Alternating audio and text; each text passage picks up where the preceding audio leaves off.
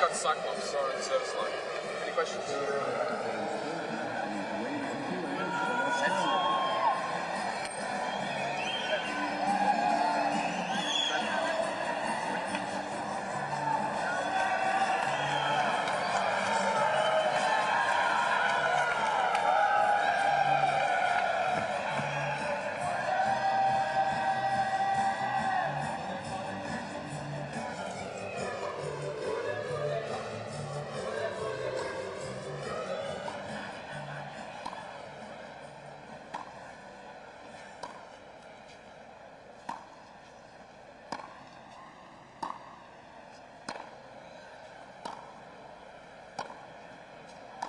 As a 25-year-old, he is making his 7th consecutive U.S. Open appearance, and has advanced to his 2nd consecutive Grand Slam round of 16, having gone on to reach the quarterfinals of this year's Wimbledon. He holds 7 career singles titles, having most recently won in Kuerten, his first brass title. He has been a member of the Dutch Davis Cup team. He was born in the Netherlands and now makes his home in Monte Carlo. Please welcome Schalken.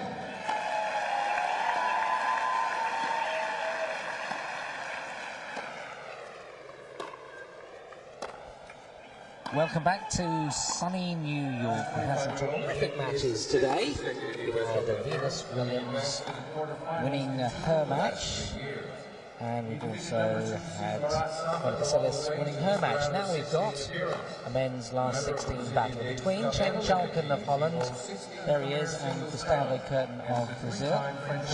Schalken is in Monte Carlo. I'm sure that's for tax purposes, but we won't go into that. 25 years old he is, 25 in the ranking list, which is over the last 12 months, and 30 in the Champions race since January. Won in Kuerten in Holland, that's a tournament just before Wimbledon, and a semi-finalist at Queen's. And we'll talk more a little later about how well he did at Wimbledon. And he reached the 3rd round here last year, and his very best is a last 16. So this equals his best ever, and he's looking to go one better. And he's got to beat a really tough opponent. 3 times the French Open champion, Gustavo Kuerten, there in Brazilian colours.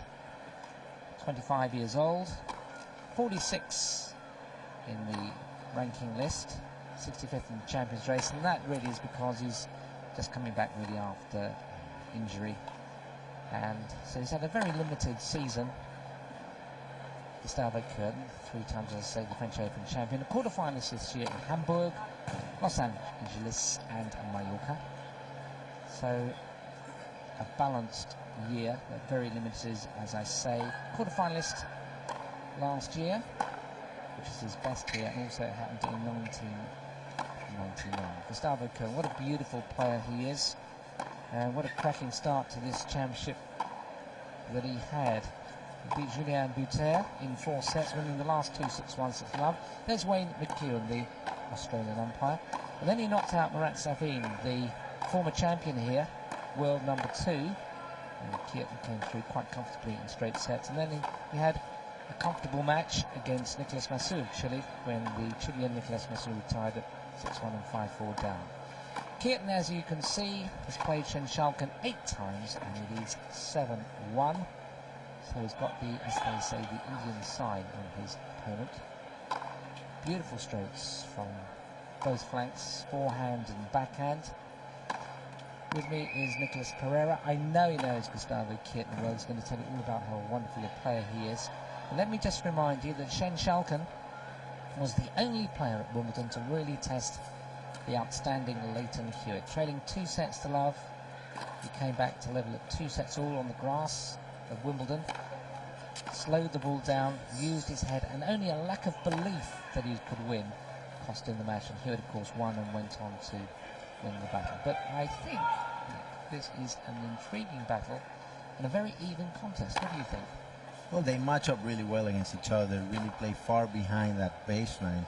Both have tremendous one-handed backhands, probably the best shot. Guga has an advantage there on the forehand, especially the inside-out one. But the question is Guga's hip. He had a surgery in February and so has slowly come back from a very complicated operation. Also, Magnus Norman and Harel Levy of Israel having the same operation, and they're way behind schedule on the recovery. But Guga has had a great U.S. Open, taking out Mark Safin in the second round in a relatively easy match. And in the last round, he went through by beating Nicolas Masur from Chile after he was up 6-1, 5-4, and Masur retired. So that's quite a bit of an advantage. On the other hand, Schalken has had to fight a lot more. Had to beat Mark Philippoussis in the first round after Philippoussis retired at 5-3 in the fourth set, then won easy over Ljubicic and beat Sargis Sargisian yesterday on a fourth setter. So Schalken has to really be prepared for this one, because Kuerten is going to move the ball around, especially with the backhand. Well, Schalken has won a tournament each year for 7 of the last 8 years. And he is a player who's grown in confidence this year. Still think he lacks the belief when it comes to the crunch time against the big players. And he is playing a big player here, but he has the advantage in the sense that Kuerten is not quite yet back to his positive best. And Kuerten has never really done that well here at the Championship, always surprisingly beaten. But this time, Kuerten is unseeded in a Grand Slam tournament. That's for the first time since the Australian Open over 3 years ago. That's what, 13 Grand Slam events. Playing the 6th consecutive US Open. His 5th hard-court event of the year. And as I was saying, he's had very limited play on the surface since he had surgery on his right hip in February. There's the draw. And the winner here will play either Fernando Gonzalez or Arno Slemmer. Gonzalez, a real cracker of a player. My outside tip to do well, and he's still doing well. Fernando Gonzalez from Chile. Really improved in the last year, Fernando Gonzalez, although seeded 28th, not considered as a threat here coming into the U.S. Open, but and he just went over Juan Carlos Ferrero, who was seeded 7th in this tournament, 6-4, 6-4, 6-4. Granted, hardcourt is not Ferrero's best surface, but being number 7 in the world confirms you as an elite player. Gonzalez then could be a threat in this championship, but he's going to win out of these two. Kuerten at the top, Schalken in all white, serving at the start.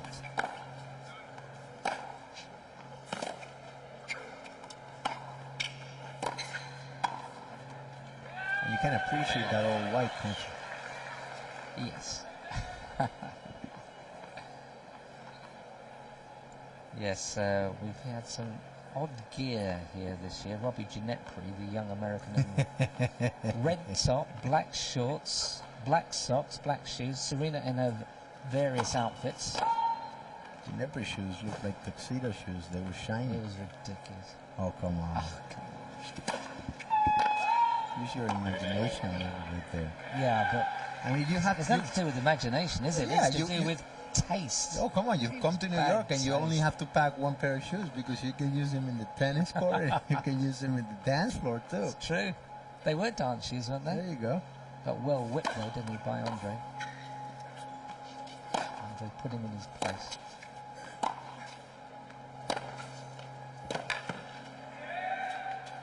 At least Gustavo wears his traditional colours. The colours of Brazil. Certainly. He's been wearing those colors since the beginning. He switched clothes last year, and this is a Brazilian manufacturer.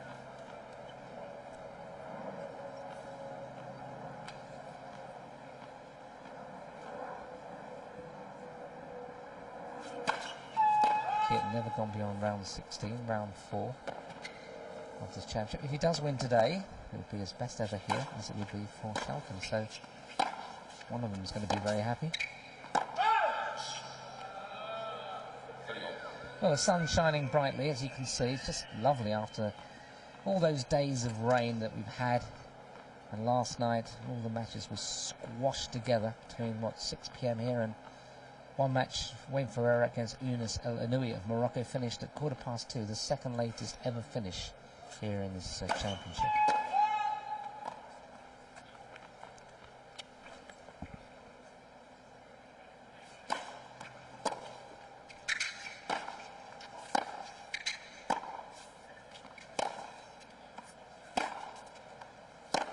Oh, beautiful. That's Kuerten. That's the best shot That right is there. beautiful.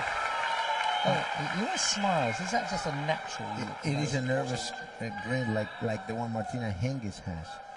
She comes across as a bit of a cocky woman, and I have asked her, and it's just the way she expresses herself when she's nervous, and Kuerten the same way. That means he's always nervous. Oh, yeah.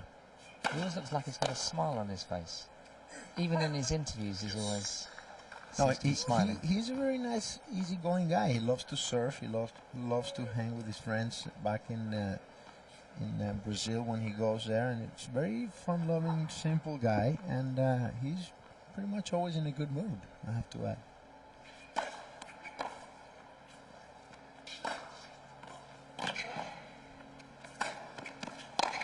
Schalken there here in an unorthodox backhand volley, exactly as he hit the ground strokes, but it worked for him. Well, both of them are 25 years old. Schalken, if he gets to the final on Sunday, will have something to celebrate. Not only the final, but his 26th birthday. And between them, they've won 23 titles, 7 to Schalken, 7 in the last 8 years, and Kuerten 16, 3 of them Grand Slams, French Open. Almost unbeatable on clay when he's at his best. Well, he is unbeatable on clay when he's at his best.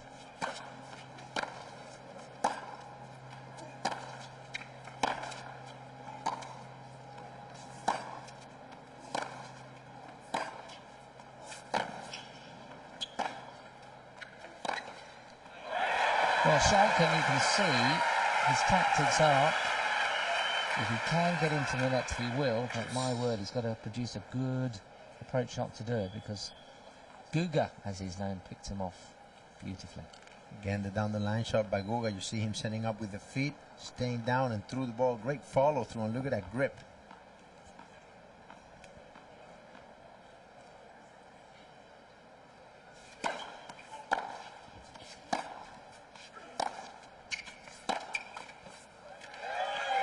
You think they're in for a long haul in this match? I The way think it's so. looking.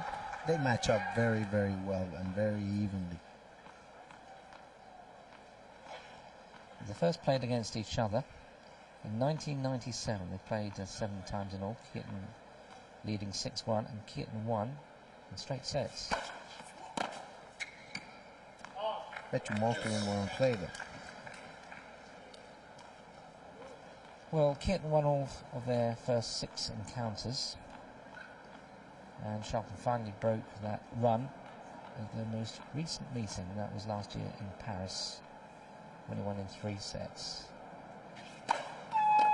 So I think they've probably played, 4 times on clay, and they've played 3 times on hard, and on hard Kuerten leads 3-0.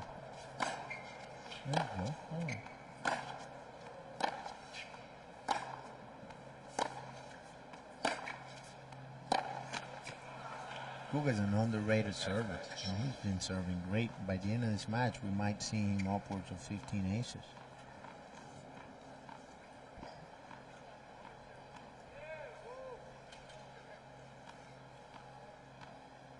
Five minutes gone, and the first game not yet completed. This might be an indication of what's going to happen in this match.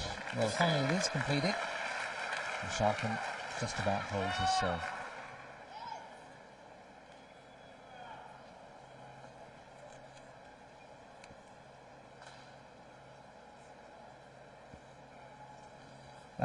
Sorry, no, after you, Nick. After you, go for it.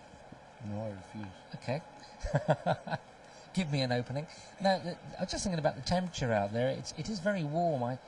We just both of us just had 20 minutes off from our last match, and I certainly got some very quick fresh air. And it's very warm and humid out there, and both players will have to consume quite a bit of water. It's not as hot and as humid as it can be in New York, but if they do go, Nick, as you're sort of predicting, a long distance in this match, they'll need to take on a lot of liquid. The hotter it is, the better for Guga. Used to playing under that Brazilian sun. He loves that, does it? Oh yeah. The hotter it is, the better. Oh yeah. And for Schalken? The worst. He's from the Netherlands.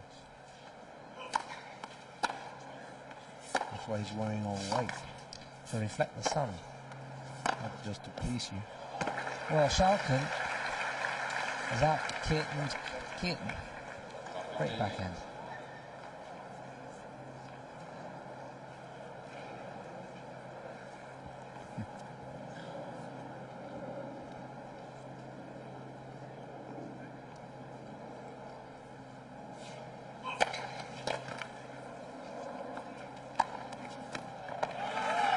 They have a couple of similarities, not only in height, but they also have brothers with Schalken with Down syndrome and Kuerten with mental disability, so they share that.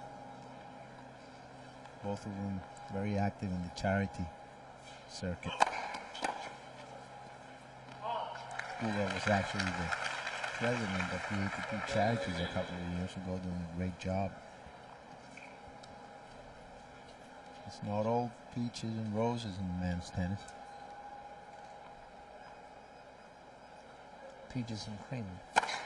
I like peaches and roses. Peaches and roses, that's a new one. Can I use it? Yeah. Is that a Venezuelan phrase? That's my own phrase. It's a Pereira phrase. I like peaches and roses. Peaches and roses. I like it. Cream. Well, Kuerten's got to 40-15. Peaches and roses game for him so far.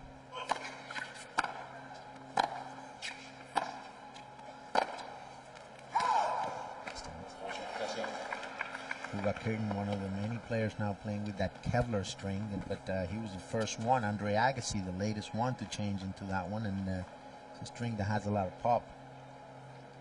Helps you, especially in the white shots, you don't have to force your arm that much. Is that gut? No, it's a synthetic string made of Kevlar.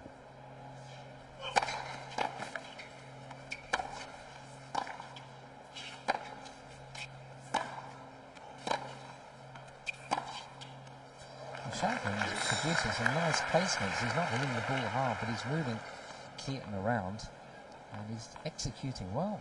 Well, there is a question of Kuerten's movement in the back of the court, especially to go back to the forehand, and it's a word around the circuit that he can't really return to the forehand. As you see there, Schalken wrong-footing him. So we'll see a few of those during the match. It's a locker room talk, you know? Well, it's juice again.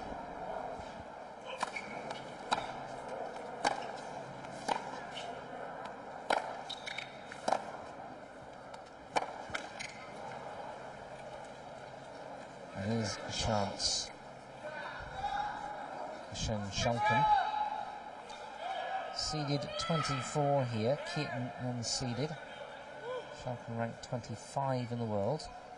Kuerten having dropped to 46, simply because he's been out of the game for a long spell.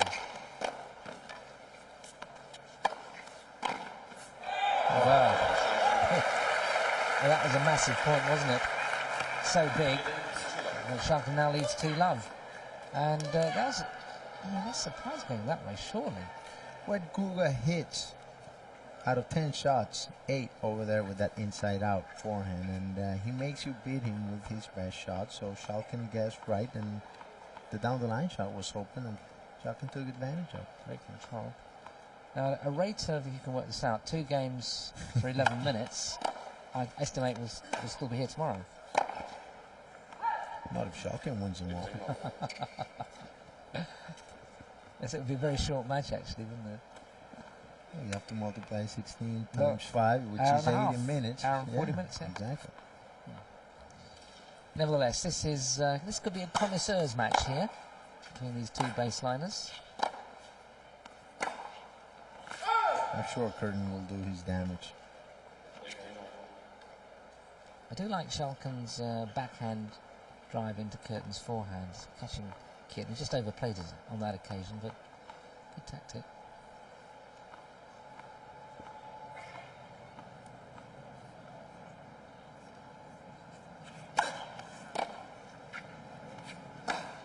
Wow. There it is again. The other thing, Nick, is that for a big man, Schalken, he's 6 foot whatever. 3. I know he's big. He hasn't got such a big serve, has he? No, he doesn't. Strange, and he stays back when he should, probably hit the net a lot more. Very strange. I mean, Kuerten's got a much bigger serve.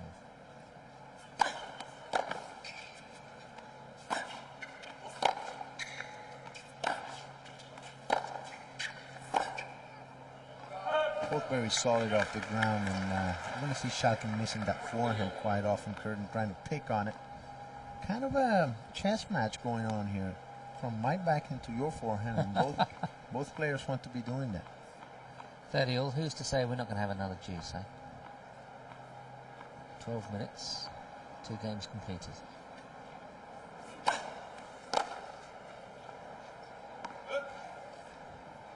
Well, there's a chance for Schalken to take a 3-love lead.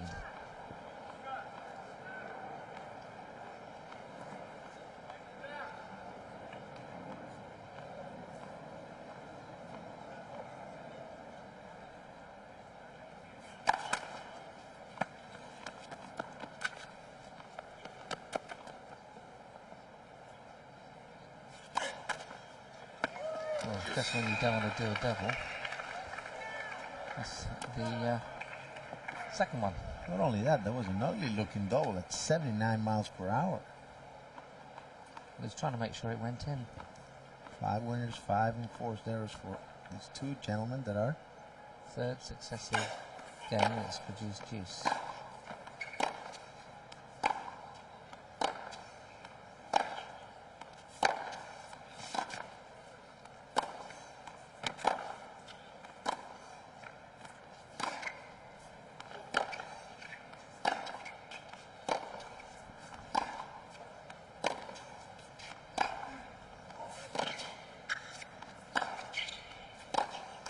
A lot of topspin on Kuerten shots, but the Schalken backhand's got a bit of bite to it, hasn't it?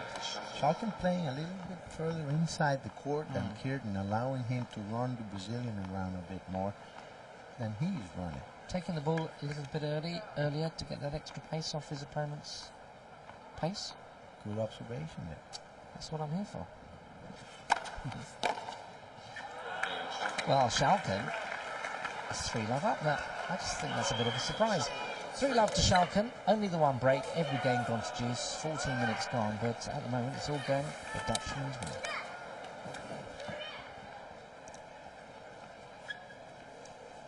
Well, Gustavo Kuerten, always a slow starter. He's the type of player that figures out the strategy as the match goes along. He has that gift, and I wouldn't put it past him, to take a couple of trips to the net. And nothing to panic if you're a Gustavo Kuerten fan. Here you see the forced error, 6 for Kuerten and 1 for Schalken. So Schalken really bringing the heat to Gustavo Kuerten at the beginning of this match. Well, a very relaxed feel about the Arthur Ashe Stadium court today. Many people just pouring in. After those 3 games, they allow the spectators to come in, of course. They can't get in once the match has started for 3 games, and they literally are pouring in and filling up the seats. It's just a beautiful day for tennis. I tell you, Nick, I wouldn't mind giving you a little bit this morning. But it would have been pretty one way, of course, in my favour. But it's just a beautiful day, and many people are extending their bank holiday weekend. Most people are back to work in downtown Manhattan, which took us an hour to get in, the old transportation problems, but a lot of people said, well, I'm going to take an extra day and come and watch some wonderful matches, and this is an intriguing battle.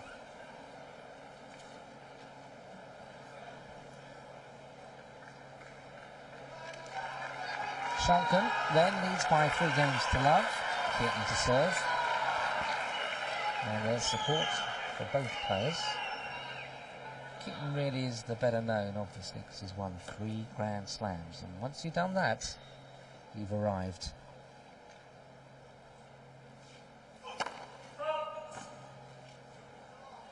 Something all players dream about, even you, Nick. I'm sure you dreamt about it.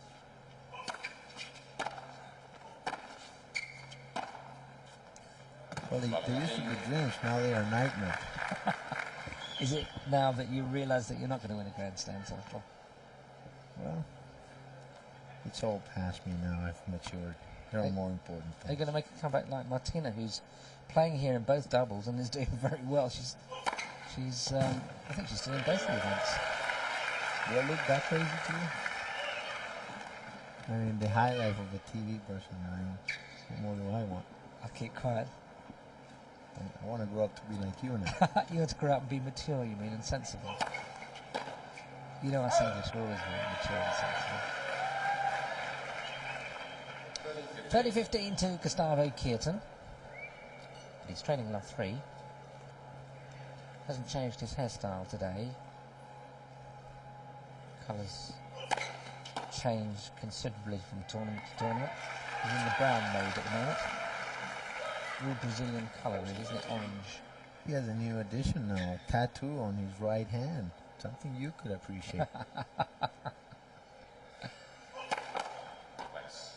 Right there on top of the hand, you might be able to see it when he gets a close-up. Actually, quite nice. You like that sort of thing, do you? On other people, yeah.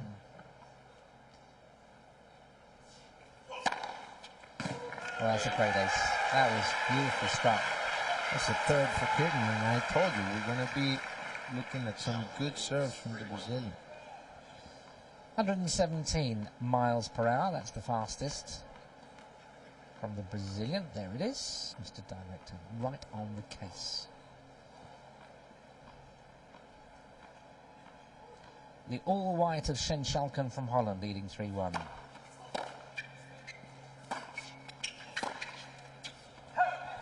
Well, Schalken almost paid there for being a little hesitant to come in.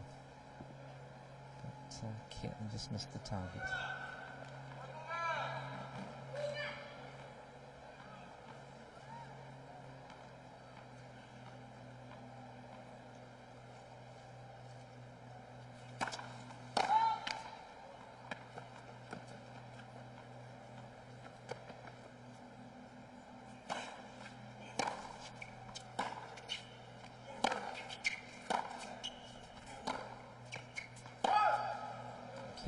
Not quite finding his rhythm. You know, when you see him at the French Open, my word, could be 80, 90 straight rallies. I remember years ago watching the French Open, we used to count them when Lendl was playing. We used to get up to 100 straight rallies.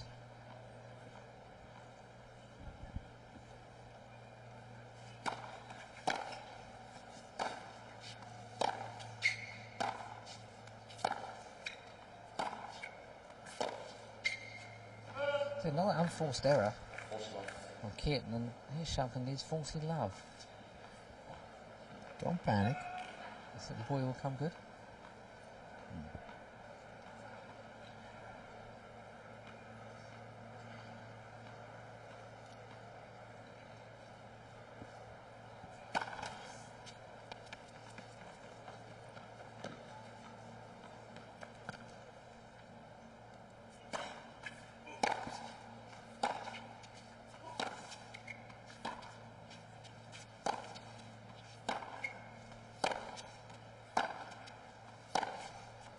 Oh, what a beautiful shot from Kuerten. I mean, it was a rat-a-tat, wasn't it, between the two players? They both started to get into it and deliver the goods. What a beautiful shot from Kuerten that was. But he's still 40-15 down. I just feel Schalken, he'd be so much a better player if he really improved his service power.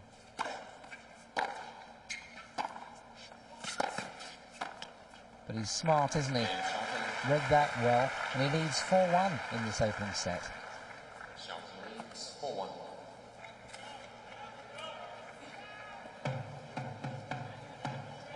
Well, let me just give you a couple of results so far today. Just 8 matches being played. The last 2 matches in the 4th round of the women's singles have been completed. Venus Williams beat Chanda Rubin 6-2, 4-6, 7-5.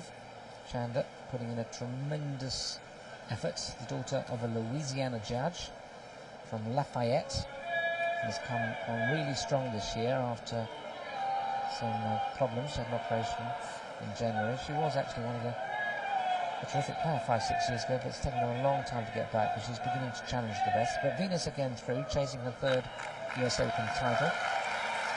And Monica Seles came through to beat Martina Hingis, both of them former champions. Monica winning easily 6-4, 6-2. So Seles against Venus Williams. That's in the bottom quarter of the women's draw. In the 3rd quarter, Emily Mauresmo will face Jennifer Capriati. This is tomorrow. Serena Williams, the current champion of France and Wimbledon, will play Daniela Hantuchova. That's in the top quarter. And in the 2nd quarter, Lindsay Davenport is currently playing Elena Bovina, one of 12 Russians in the draw, and Bovina has surprisingly taken the opening set 6-3. Serena plays Daniela tonight.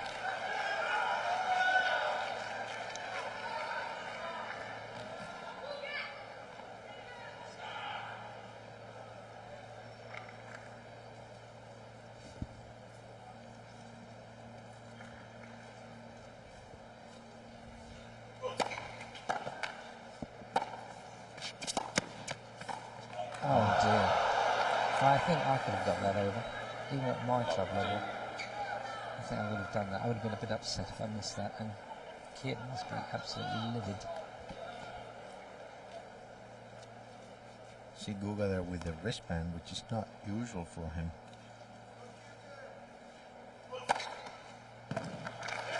Okay.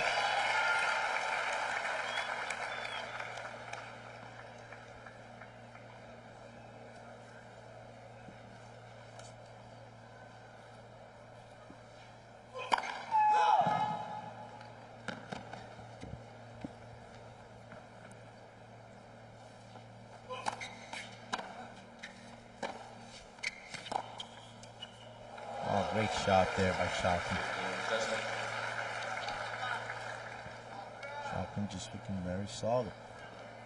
5 and 4 stairs for the Dutch. 9 for the Brazilian.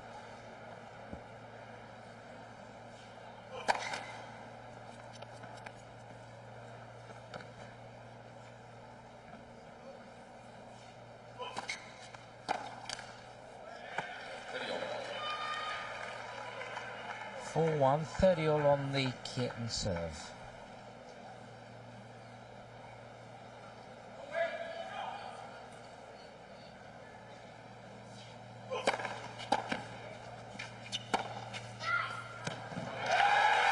It is a critical game though, but if it goes Schalken's way, pretty much right off the first set, even though you don't like the serve. But if Guga holds serve, it's only one break.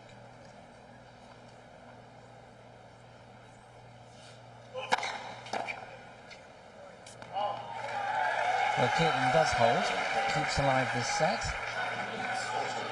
As you're saying, Schalken leads 4-2. Still got that break, of course. You see him practicing that forehand crosscourt, and you see him picking a bit more on Schalken's forehand from now on. Guga, a very meticulous player. He practices his heart out, and every time there's Davis Cup, he's the last one off the court.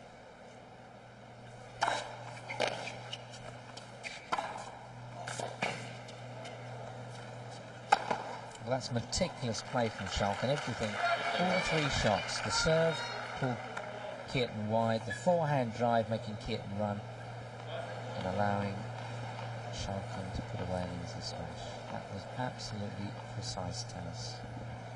He's a precise player, probably as immaculate as his all white. I don't know whether they're pressed there. Another immaculate shot. He's making it look very simple. And I have to say, in his opening few games, Nick, that he's been quite impressive.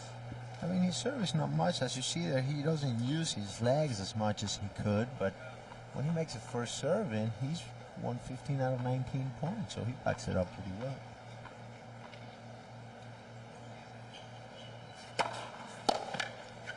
Well, that's another good serve, isn't it? Only 108, but right in the pocket. 4-2, 40 love to the Dutchman. Probably need his hat where he is. He's serving right into the sun. And Schalken cruising at the moment, 5-2.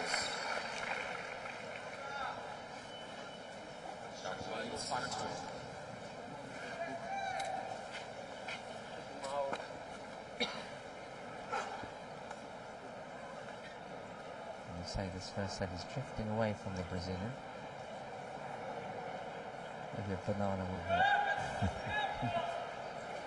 It's never helped me, I can tell you when I eat my banana.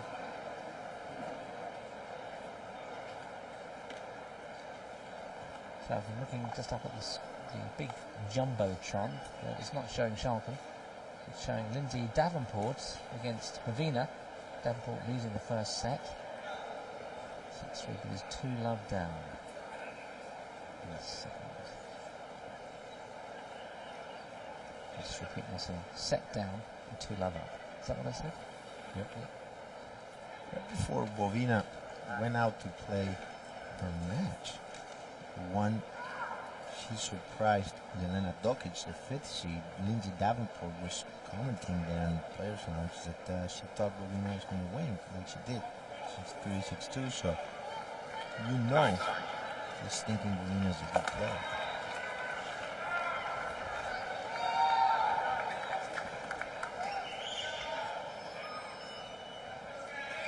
Gustavo Kuerten of Brazil is serving to save this opening set after just 26 minutes. Sun shining brightly, shining more brightly on the Dutchman, Schalken.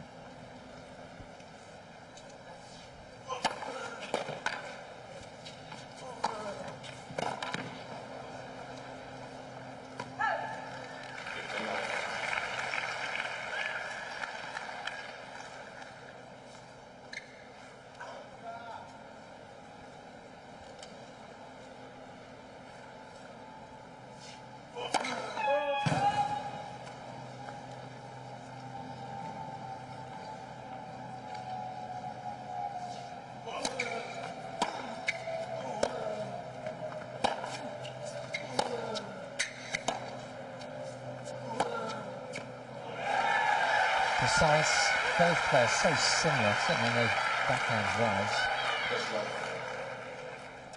Just caressing the ball with consummate skill. Look at this, just beautiful control.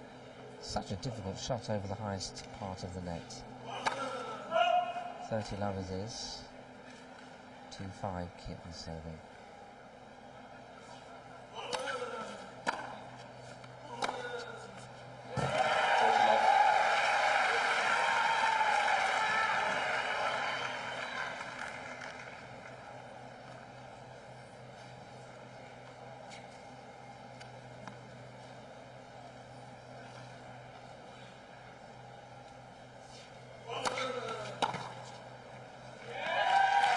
Giga pulled another game back, but he's still at breakdown, and Schalken will serve for this opening set.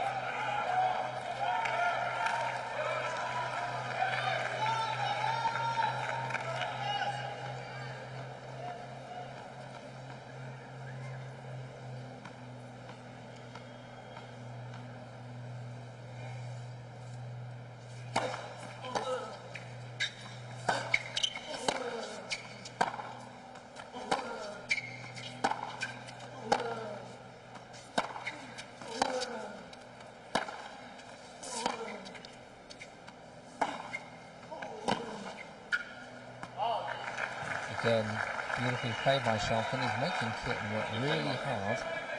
And all his shots well over the tee, just inside the baseline, as it has been coming from Kuerten as well. High quality stuff from both players.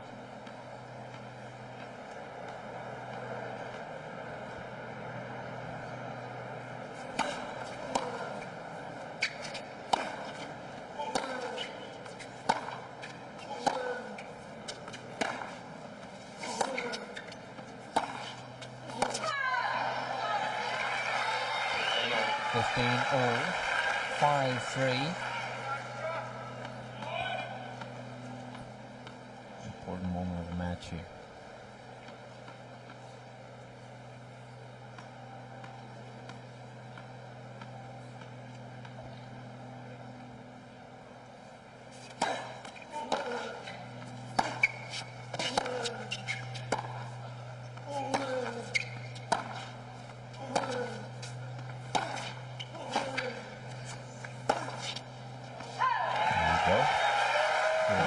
To Schalken's forehand, and Schalken now will be in forced error, so he nerves here when he's serving for the first set. Schalken, halfway through that, but he was going to come into the net, changed his mind and quickly backpedaled.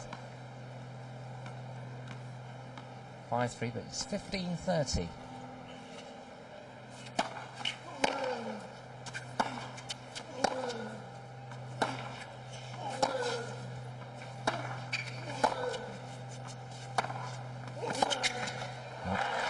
Even if that ball had come over, Schalke would have been really struggling.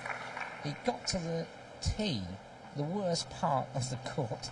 Someone's just about to hit the ball right in the middle and hadn't progressed. He didn't know whether to stay back and come in, and Kuerten had a real chance there. Yeah, well, Schalken played the last half of the point inside the court. That's good, but if he's going to come in, he's got to come in. 30-all.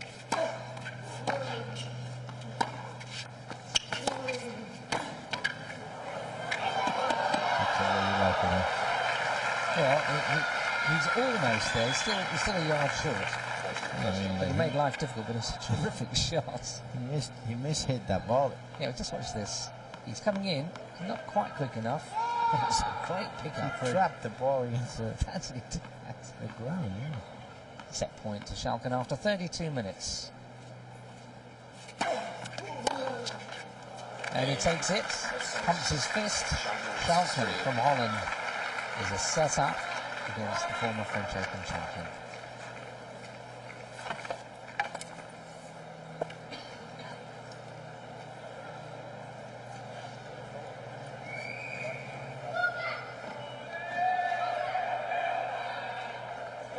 Well, I think Schalken's playing the right game, obviously, at the moment. He's got some great ground strokes. And what is so good about him is his intention is to come in when he can, which means it stops any rhythm that Kuerten might want to get together. But you see it's all pretty even, winners on both sides and unforced errors on both sides.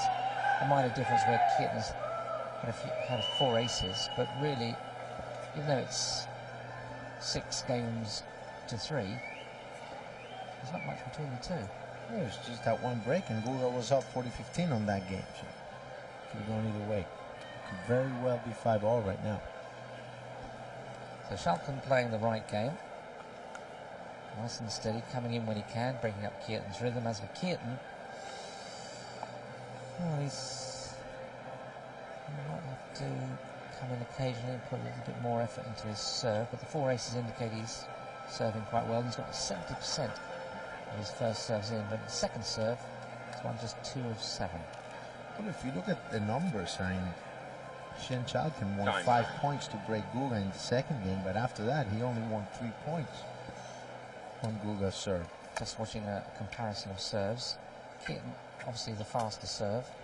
He's delivered one at 117. Fastest from Schalken, 109.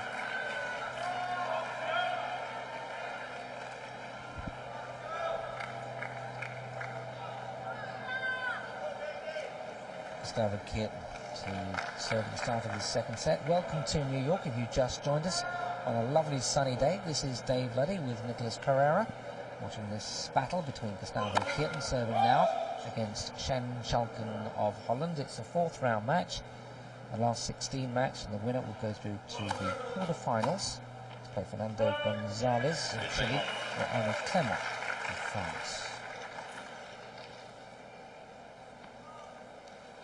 Just the one break in the opening set.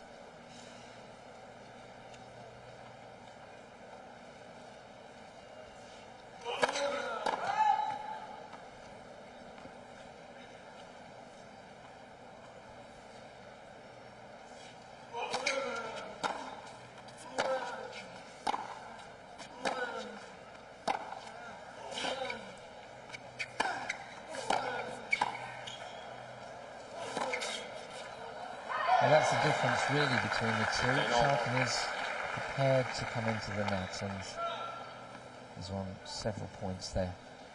9 out of 10. You see Kuerten really stretching, proving that hip still working. I wonder if it hurt him. He said in a conference a day ago, 2 days ago, that it still gets a little bit of pain. But he said, tell me a time when you wake up, any tennis player wakes up and there's got no pain.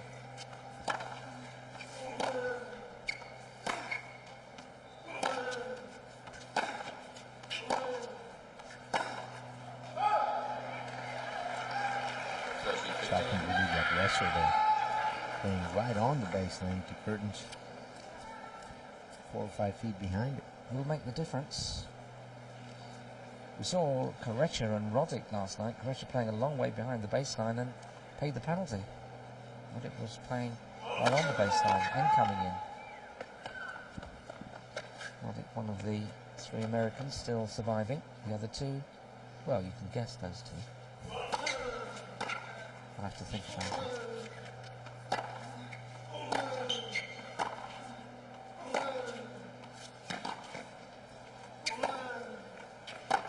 Oh, Beautiful shot on the run. a great approach by Kuerten, but the ball stayed up for Schalken, and on the run, the Dutchman. See the replay here. Kuerten could have gone a little bit closer to the line, but still a good approach. 30 all, opening game, second set.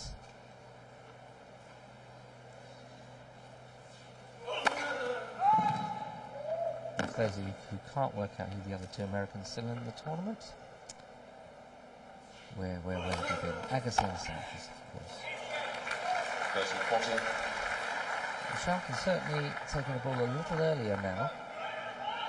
Whereas Kuerten taking the ball over the top of the bounce, Schalken has taken it much earlier using the pace of Kuerten. And that was a good example there as he got hold of that serve. Break point.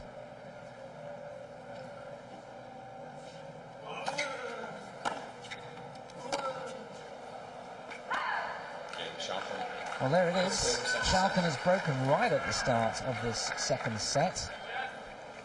And he's looking pretty convincing, and his style of play and his tactics have proved very good. But when you look at the record, 7 times they've played, Kuerten's won 6 times. But this is Kuerten coming back from injury. Kuerten not looking very confident, and the comments he's made to himself during the changeovers have proved it. Just keeps repeating how bad, how bad. He's not going to get out of this hole if he keeps on doing that.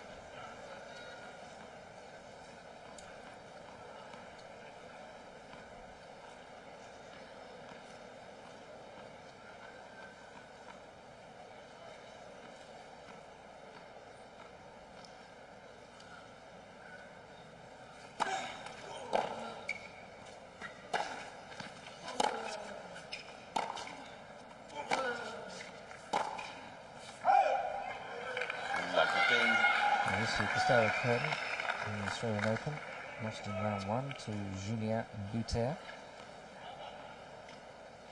And sweet revenge, beating the Frenchman in round 1 there.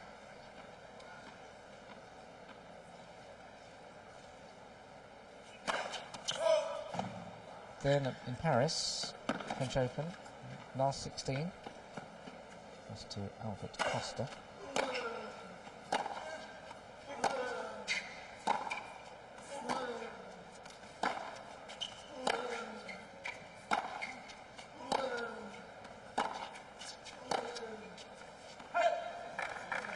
15 all. And then missed Wimbledon just to recover from that hip operation.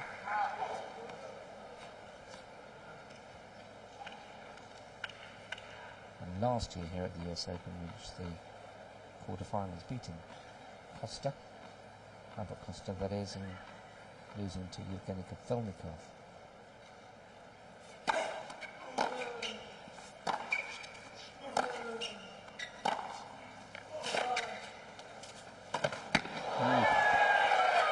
Schalken just not comfortable with the angle. Try to hit a topspin volley there. He could have just punched it over the net. Kuga totally out of the point. You will see the replay. He just had that topspin grip all the way.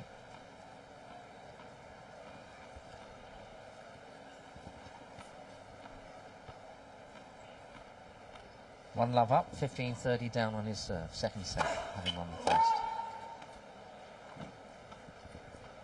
Just looking at his record of the Australian Open, beaten in round 1 this year by Carol Kuchera, round 3 at the French Open.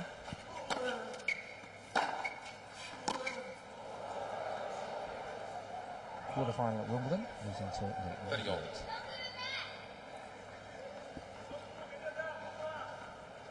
30 all. Remember, Kuerten won lost the first 3 games of the opening set. Really, that was heavy punishment. Doesn't want to do the same again.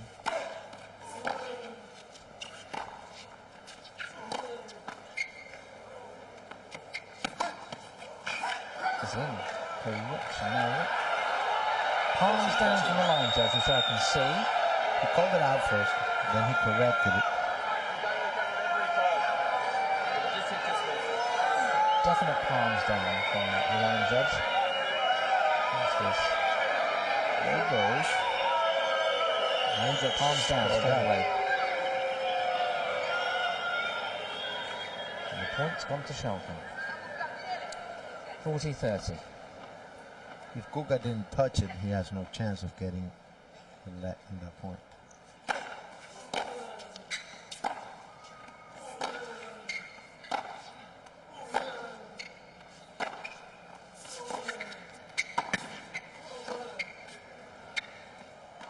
Well, coming in again certainly helps. He does come in rather slowly. I feel like he's sort of a big truck trying to get into top gear, and it takes 7 gears to get into top gear. But he did arrive at the net just in time, and he did enough to make Kuerten miss the reply. It's 2-love to Schalken. Shan's worked a lot through the years from coming into the net, you can tell, and he's really happy with the results. Because he used to stay in the back until the end of the match.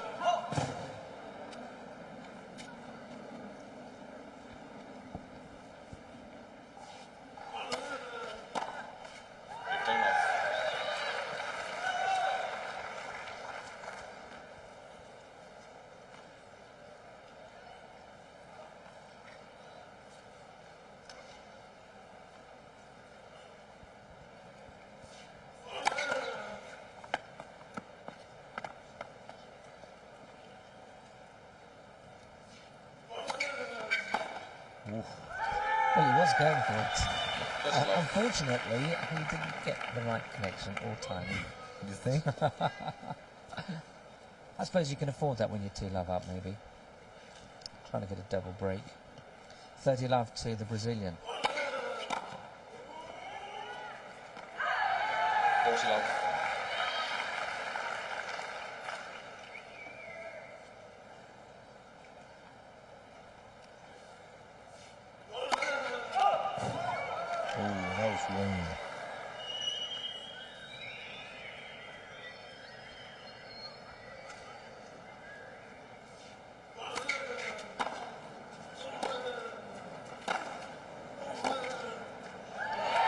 That was well in, and that changes the game for Gustavo Kuerten. Schalken though leads by a set 2-1. Schalken leads 2-1.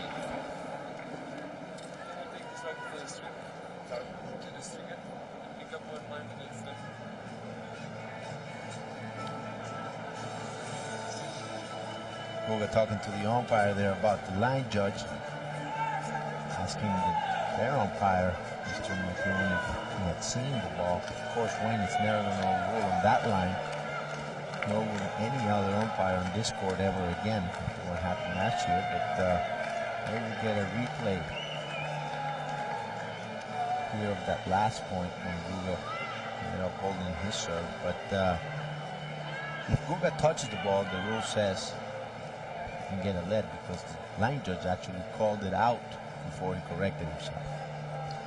Well, all those line judges have gone. There's a fresh batch that has just come on. They change every hour. And 1 minute to 4 here in New York, every Tuesday afternoon. The court bathed in sunshine, and the umbrellas are up, protecting the players from the rays of the sun. One of the highest costs for tennis tournaments is the officiating. I mean, you wouldn't believe how much money that takes out of the organization. I mean, it's just unbelievable. You have to change them, you have to have certain numbers, certain quality, you have to pay all the expenses, and it really makes or breaks the tournament. Good officiating. Maybe it should be less prize money, that would help. You know, I've got strong views. Oh yeah. The line, to attract good line judges and umpires and make them professional, you've got to pay them. Actually, we should Cut down the prize money, give the line judges more money. and make profiles on the chair umpires, their stars too. They're an important part. They dress the court, they make the court look good. And it's a very tough job to do. One mistake and everyone's 15. At that line judge, a mistake from a player. Well, he's made a mistake, you know, X unforced errors. Line judge is very difficult. I think, by and large, they do a pretty good job. Of course, there are errors, but I would like to see them get more. But the pot's only so big, isn't it? Sounds like you were a line judge in the real life. No, former referee. Oh, there you I go. kept people like you in check.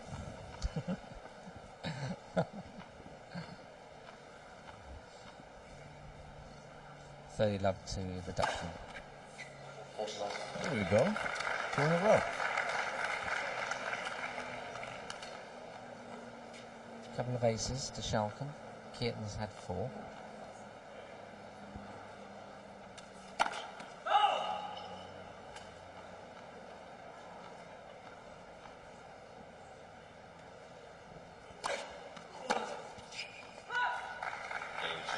Well, that's pretty comfortable for Schalken, and I must say the match is meandering along at a nice steady pace for the man all in white. Oh yeah, he Must loves be to keep it this delighted. way. Yep. What can Kuerten do, Nick? Well, he certainly has to take the initiative and maybe play a little bit higher or a little bit more inside the court. Because Schalken is having it his way right now. Right on the line.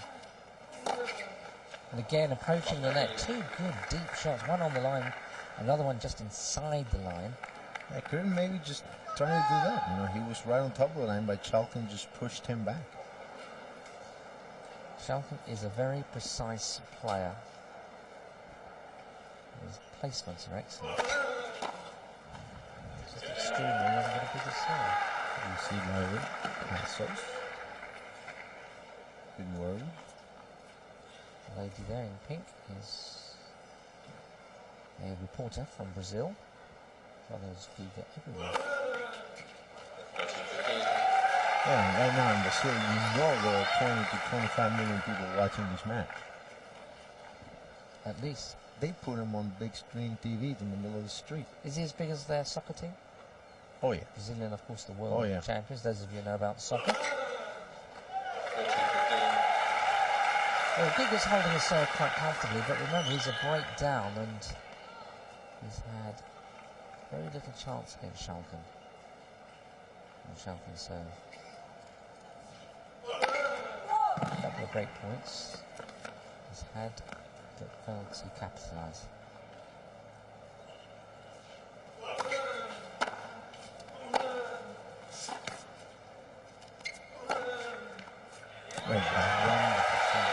That is as sweet as anything you would wish to see. Kuerten pulls one game back. Schalken leads 3-2 with the break of the centre. 3-2.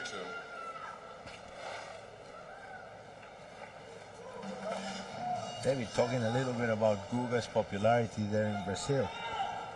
At a time when the soccer team was down because they had lost the final of the World Cup in France, Guga 4 years ago. yeah, came with those big wins in Paris, and you know, he is an idol, an individual idol that took a bit of the place of Ayrton Senna. But how big is he? I mean, soccer players are gods in Brazil. It's their biggest sport. It's the world's #1 sport. You know, they live and breathe it. So how big is tennis and Guga, genuinely? Well, Brazil has 160 million people in it, and all of them know who Guga is. That's how big He's he big is. then. Yeah. And so a match like this is obviously being shown in Brazil. Oh yeah. So the pictures we're watching are being transmitted, in fact, all the way around the world, from Australia to Dubai, South Africa, Far East, South America. I mean, the guy goes from bank commercials to cell phone commercials to soft drinks Time. commercials.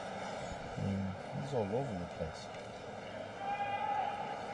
But he's trailing here at the moment to Dutchman Chen Schalken. Lindsay Davenport, by the way, is a settle against the name of the field. Break up already in the third. Thanks, Nick.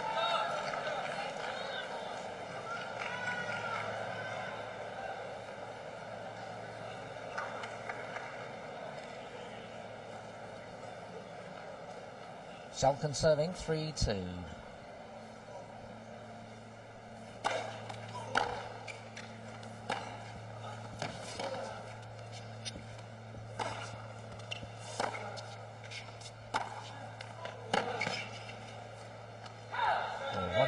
again from Schalken. And he's getting to... On the translation? He says, how many times are you going to fall to the same play? You have to be aware. With a couple of color commentaries. I'm pleased you're here, actually, because my Spanish isn't as good as yours. It's Portuguese.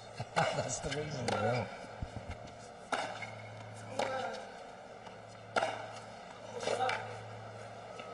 I'm pleased you edited that. Well, Schalken is coasting. And he's a very cool customer, Schalken. The one thing that he lacks is just this belief against top players. He's very precise. He's improved a lot over the last couple of years. He's got a very, very good game, very tough game, very solid game. It's just a belief that he can really pull off a big, big victory. When you look at his titles, they haven't been massive ones. One each year, Valencia.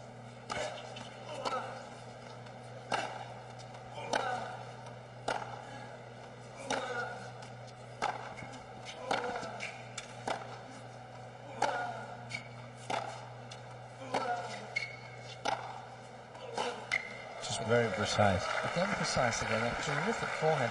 I was just going, what do you think of his titles? They're not household tournaments. I mean, he's done well to win them. 95, his first one, Valencia. 96, Jakarta. 97, Boston.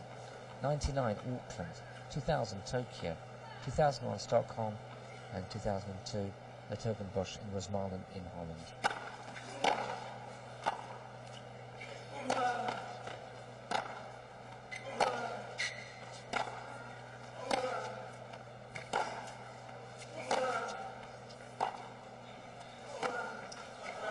It's 4-2 to the Dutchman. And he's won in all the continents except for South America, this guy. He could do very well on clay, don't you think, in this style of game? It's a bit too flat to play on clay. Yeah, you can see in this match how flat he hits. And you look at Guga and the ball's spinning high over the net. Lots of topspin from the Brazilian. But on these courts, hitting the ball flat, it's playing dividends. Now, Kuerten's certainly playing on his serve much better now, but 121 is fastest so far. Brazilian crowd here looking to get behind Guga, but he's got to give him something to feed off.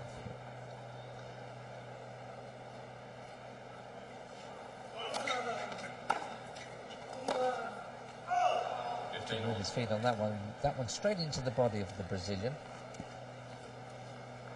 15 all. 6 back-end winners, 11 unforced errors off the back, and for Guga, that's a bad ratio for him. Coming up the volume on his serve. And that's the penalty. First time. And you don't see Guga going off in a rat there, and that often, and he just did, so I wonder what's going through his head here.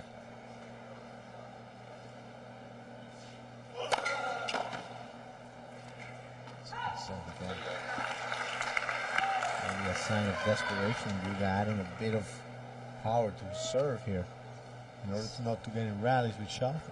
Certainly hitting the ball hard. That's 30 all.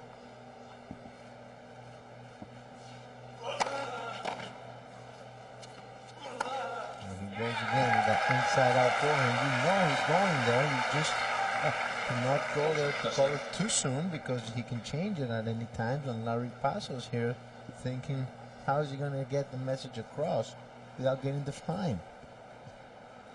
To say what?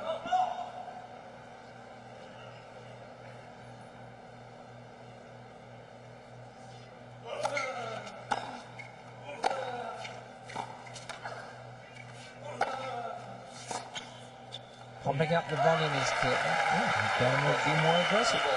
4-3, Schalken, still with the break. Schalken leads 4-3.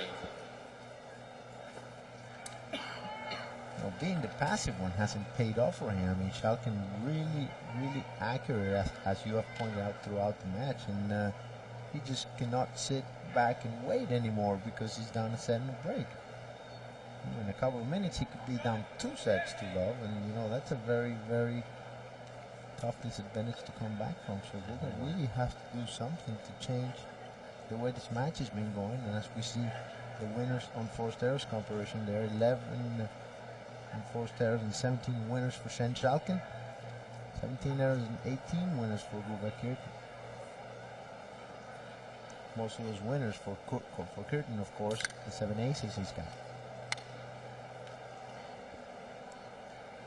Coming down now to the sharp end again of this particular set. Nothing like a banana to keep you going. The potassium in it. Extra energy, instant energy, bananas. Can't remember when they became fashionable, Nick. 10 years ago in your time? I think Martina Navratilova started eating a lot of bananas for her carbohydrate diet, you know. Some players eat them for cramps.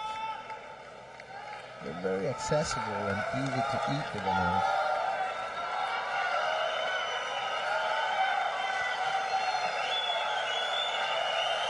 Bit of atmosphere being created now.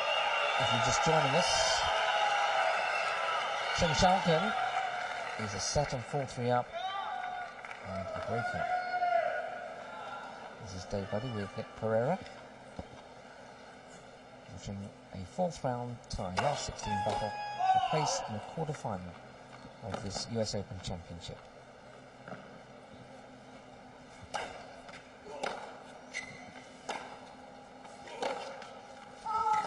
Missed just. Going a little more for the lines here. Missing that time.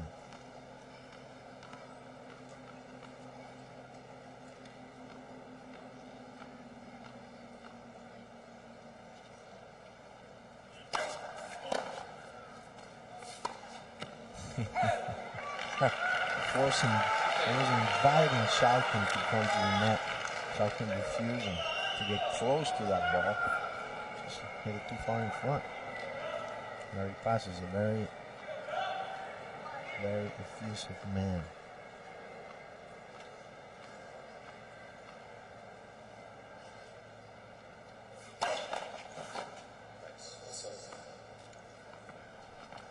His father died in 1985. Passo's pretty much taking that role in his life.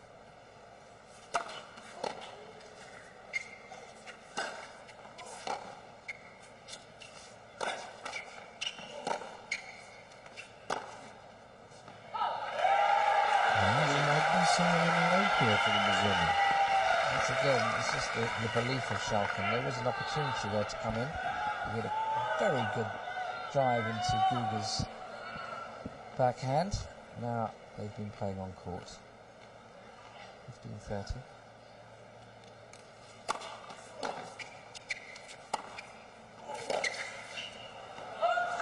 And comes to the net and usually wins 14 out of the 17. Guga's return, excuse me, Dave, is very, very short. Easy on the hip. Don't want that to go. 30 all, 4-3 Schalken.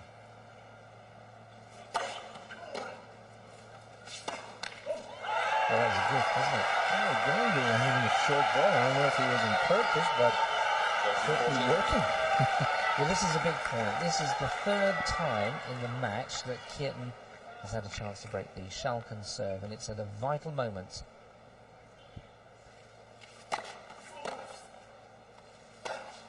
Oh, another short one. Schalken not missing that time. Well, he wasn't going to miss 3 in a row, surely. He missed 2 short balls in this game. Very strange. Guga returning with that slice forehand. Wouldn't it be better if he sliced it deep rather than that short? I mean, I'm sure now he'll like that one back.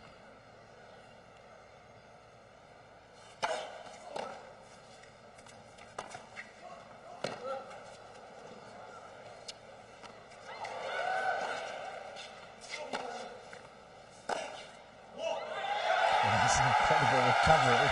It was such a good shot from Schalken, and Gustavo Kuerten was delighted just to get the ball back, but it was a cracking return when it landed and really had Schalken struggling there. His feet were going pitter-patter at a fast rate. And now here's another chance for Kuerten to break, to level it at 4-all.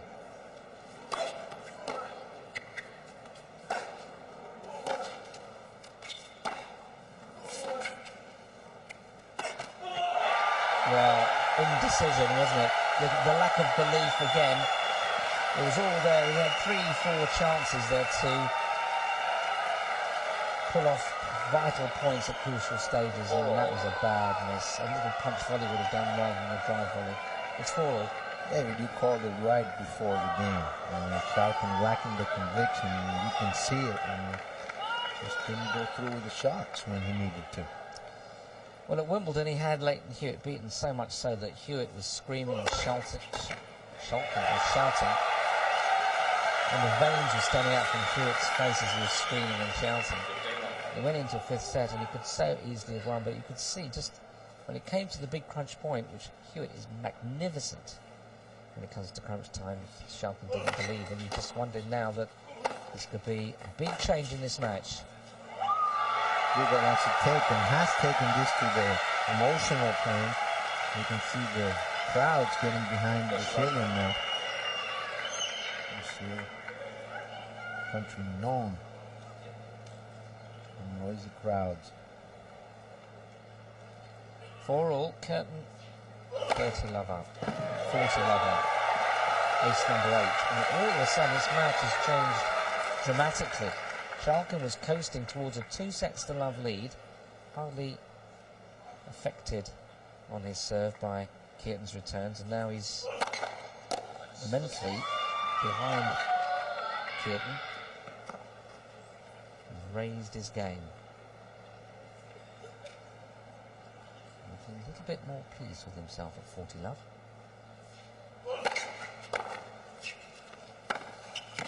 Big shots here from Kuerten.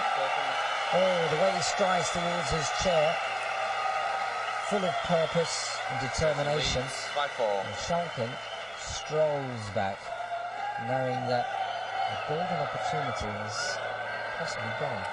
Nevertheless, there's a set-up, 4-5 down with a serve to come. It's amazing, Nick, isn't it, how matches can swing in just a few seconds. We had, what, an hour's play, didn't we? And Schalken was absolutely dominating, and here in just a shade of a minute or two, he could be soon level. Well, I mean, the change of body language in both guys, especially walking towards a changeover, was amazing. He was totally taken over by positive thoughts, the crowd screaming, and on the driver's side in this set at least. He's the one coming back. He's got Schalken thinking. He could very well be serving for the set right now. Instead, he's serving to stay in. There were 3 short balls that he missed, and the last one there was a drive volley. Why did he go for a drive volley? Why did he just punch it away? He just doesn't feel natural. He doesn't feel comfortable out there. You can tell he just goes up there because Guga was hitting short balls, and I'm going to ask Guga if he was slicing the returns back in purpose, because he just gave Schalken there time and again a chance to go up to the net. Schalken took some and did not take some, but he ended up breaking. Certainly worked.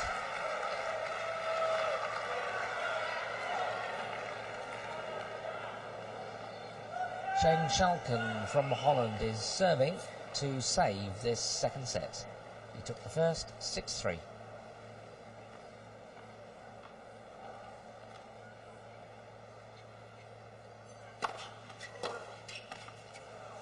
A bit of a tame return and kick. Oh my goodness, how can I do a shot like that? Nodding, still complaining to himself.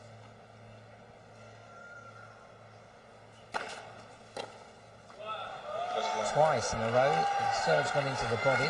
Hasn't been that quick, that was only 99 miles an hour. That is 2 gifts for Schalken. Guga, a bit of sarcasm, congratulating himself after that shot.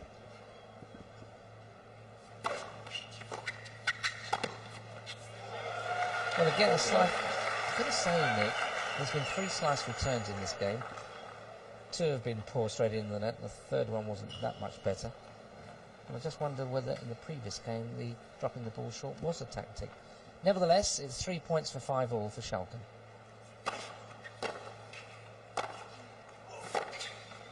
Well, you're That was right. easy. Come to think of it, It was, isn't it? Don't you think? I'm sorry? Don't you think? That the short ball from Kuerten there, 3 times he tried to put in a short ball, missed on all 3 occasions. So the previous time he broke Schalken, maybe he did mean it. I think he did, and I think it took Schalken a game to adjust. He adjusted rather well. 5-all it is. Sorry about my hitting the microphone there. Hope you all at home are still got your ears.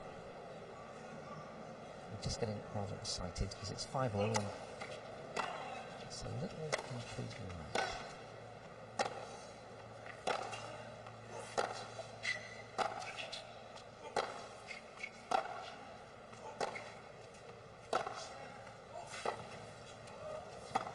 Oh, that's a winner, isn't it? Twice. Schalken finding his way out to the net. I think it's back to where we were. We've had a little hiccup here with Kuerten coming back. Kuerten knows the wind begins to get up now. And he's taking his time. Is he going to really hit the ball hard as he did in his previous service game?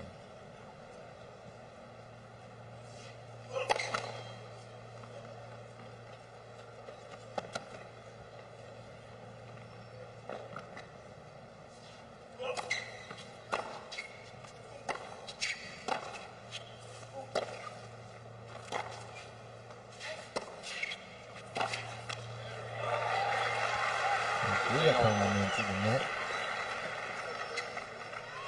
That ball was awfully close. Well, my initial reaction was out. We're sitting right on top of that line. Just because Schalken is wearing white, no? No, there's no connection. 15-all, 5-all, second set. Well, no complaints with that. Huge serve. Now, I know the clock says... No, it's actually gone off. It didn't read it. I'll tell you what, that was over 100. Well over. About 120.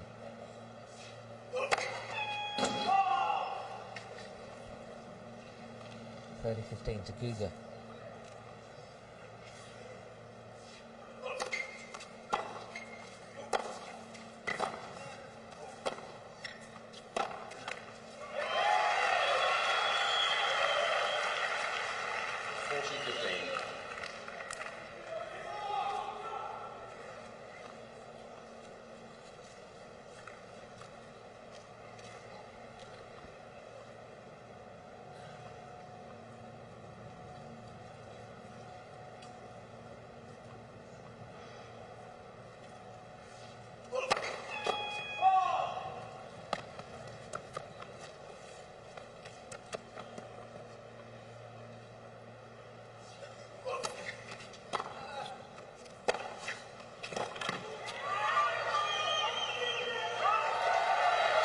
Some lovely shots from Kuerten, who has been holding his serve 6-5. quite comfortably.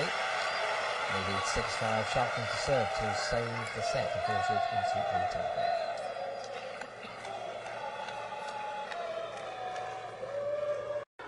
Looks like she's going to finally beat Elena Bavina of Russia, the last Russian in the championship. She lost the first set 6-3. On the second set, Slava leads 5-2. Bavina serving at 15-all. Fernando Gonzalez of Chile has just started his match against Arnaud Clément of France and broke immediately at the start of that match. Meanwhile here Schalken will be serving to save the second set. They won the first 6-3.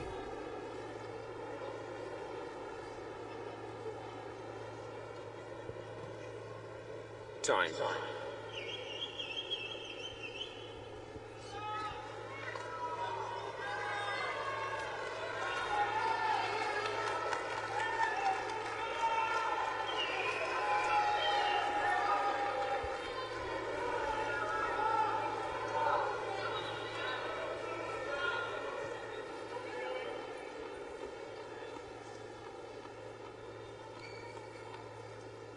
Schalken serving.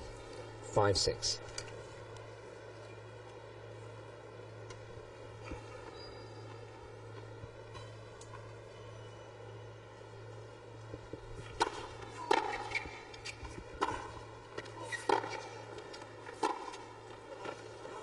Oh, got the line. Yeah, it did, yes. Lovely angle. No complaints from Kuerten.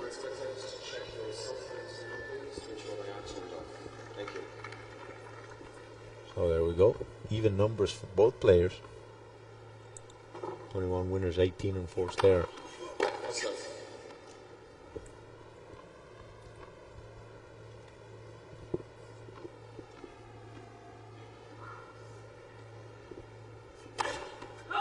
Correction, ball is good. Okay. Quick overall from Wayne, the Australian umpire. Point has gone to Schalken. Getting nowhere near it anyway. Sort of a minor complaint from the Brazilian. Third ace.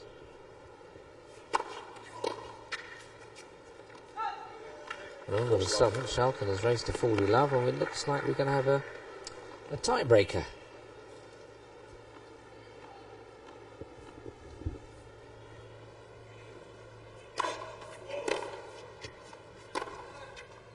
Precise, wasn't it? Precise and accurate and deep. We're into a tie break. Tie breaks are so fascinating. Every point counting first to 7-2 clear. Kuerten to start this tie break. And does he need to win it?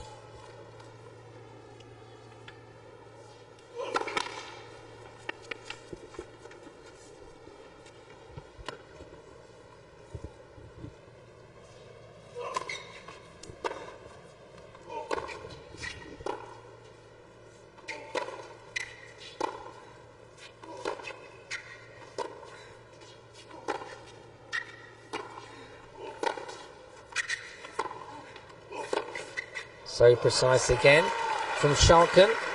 Wins the opening point. Kuerten has played a couple of tie breaks in this championship. One against Julien Bouteille and one against Nicolas Massu. Won both. Schalken, this is his first, I think. No, he's lost one to Mark Philippoussis before he won when the Australian retired injured.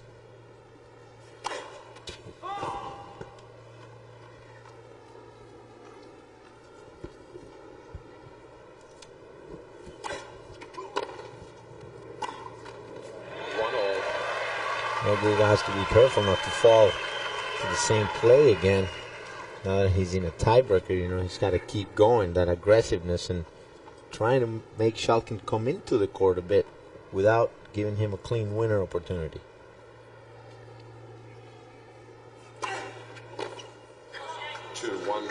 Well, again, he didn't hit it, did he?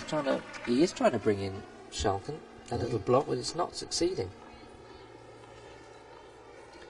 Kuerten serving, 1-2.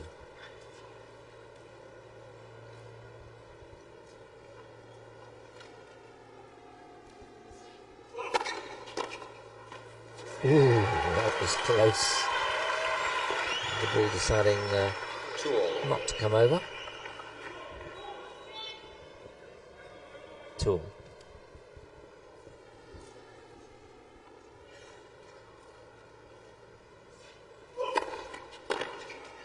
Big serve. Good angle. Plenty of pace. 3-2, bottom.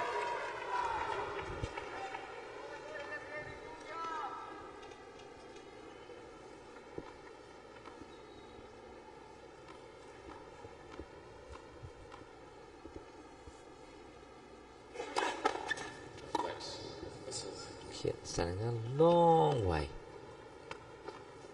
Long way behind the baseline.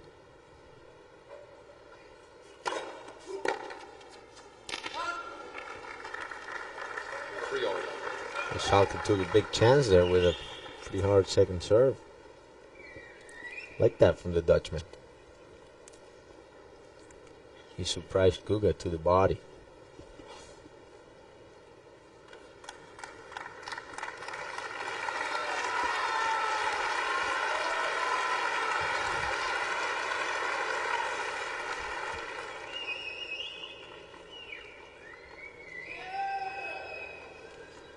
Three all. Schalken still serving.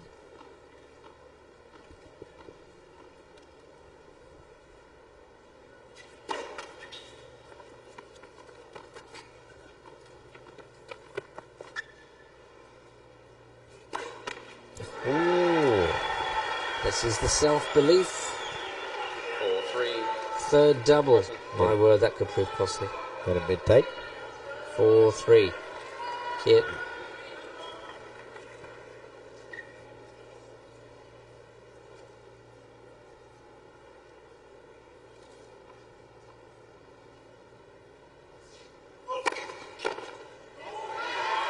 $114 it was.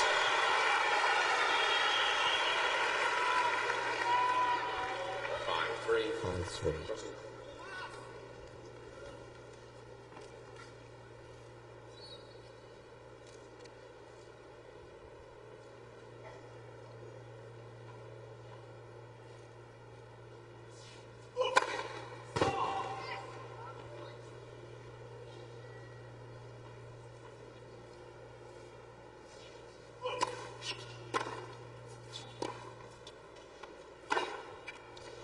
What a reply from Schalken. A great return, so deep.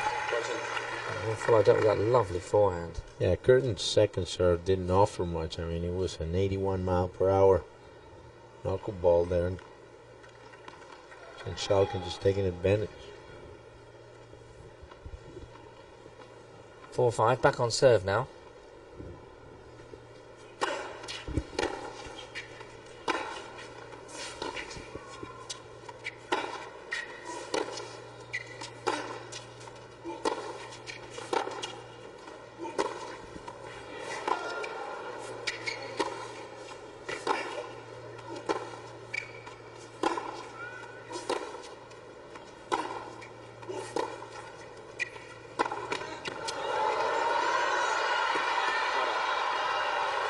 Well, he needed a bit of luck, Schalken, but that was a wonderful rally. Both players beginning to strike their best form. What a time to do it in the tie-break, 5-all. Guga way behind the baseline. They're going to defend the inside-out forehand. Just does not take off on time to get to that ball.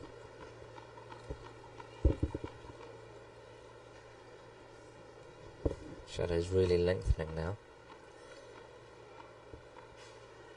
Sun beginning to dip.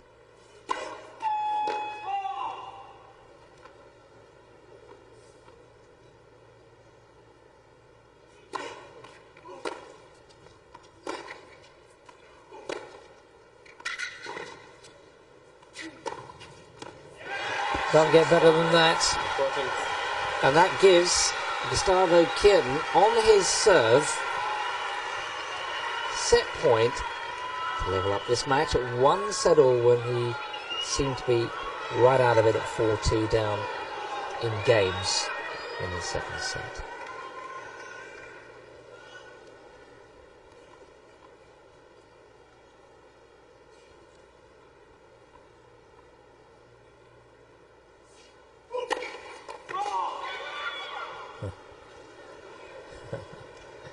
Pretty quick.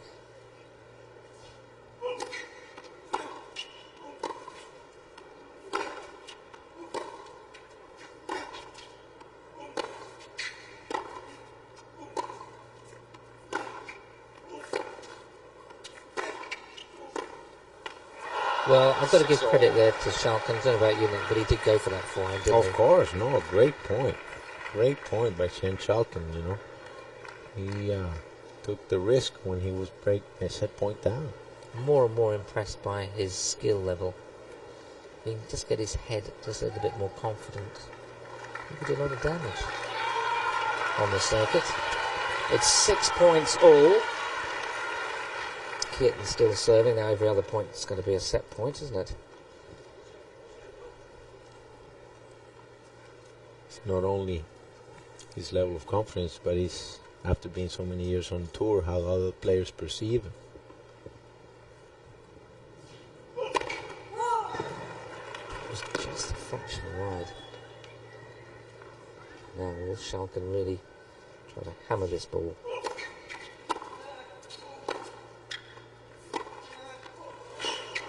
Oh, it's so deadly accurate. He must have just caught the line. And this gives Schalken his first set point to take a very solid 2-0 lead. Oh, Schalken would love to get a hold of this point. One big serve, but he hasn't got a big serve, has he, Nick? Well, we'll see now. It'll be a serve and a follow-up, maybe. Let's have a look. He went for it. He did. It was 98. 98 and he went for it. Venus serves at what, 115? Amazing. Oh, it's deadly accurate. And Schalken wins the second set by 8 points to 6.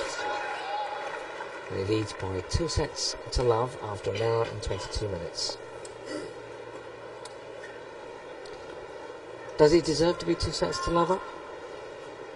Well, the first half of the set, he was the better player. Guga came back, obviously, for our sake. It would have been better to have a one-set-all match. And I think Guga also deserved the set. I mean, he fought hard after being down a set in a break, and you gave up hope on him. So he could have easily won this. He raised his level, didn't he? Oh yeah, he's by no means out of this match. And he got the set point, and it was set point on his serve. Yeah. Got to take those chances. Just recall the match last night, Rosetsky against Sampras, continuing from the previous night, and Rosetsky had his set points and didn't believe he could win, and therefore he lost to Sampras, who can still play a bit. But here, Schalken came through, and I've got to say, he played that tie-break quite positively, apart from that double fault. Oh, good serving from Schalken, 76%. 3 aces, 1 double fault. Winners, 14% Schalken. A little more than he had in the first set. It's 12 and 4 stars. Of course, the set was a bit longer, but not much difference there in the stats. So if Kuerten can maintain that late run in the second set, which brought him so close, we might have a big match on our hands. Though Schalken is leading 2-0, this match far from over. Good contest.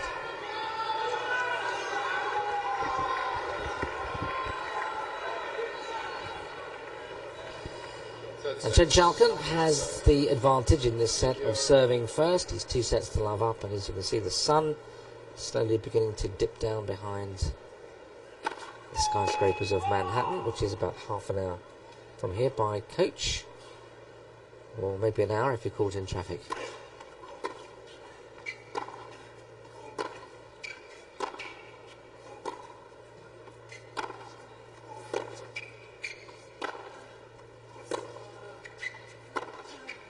So positive, playing with full confidence now, Schalken. Well, I'm sure that was an emotional letdown for this man right here, who thought he had a chance in the match after breaking, being up a set point in the break.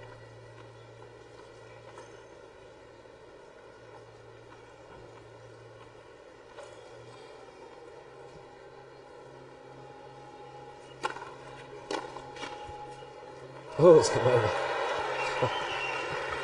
It decided to come over. A lot of topspin on that as well. Well, what Schalken doesn't want here is to relax. So easy when you're 2-0 up.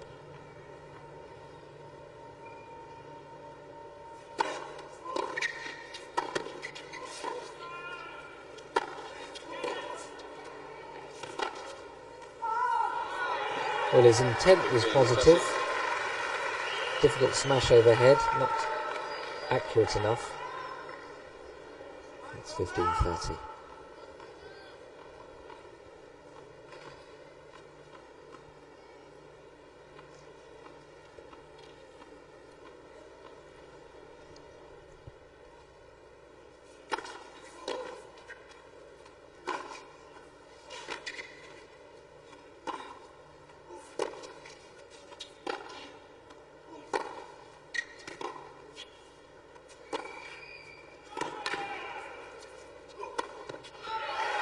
This time is Guga with the top swing forehand volley.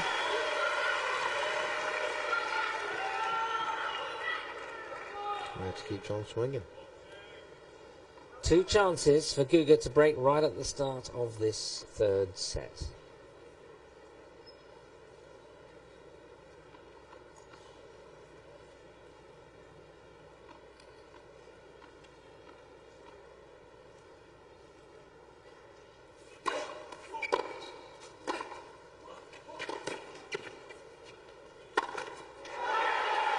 Well, what can you say? He's missed a couple of overheads, and Kuerten leads 1-love. With the break,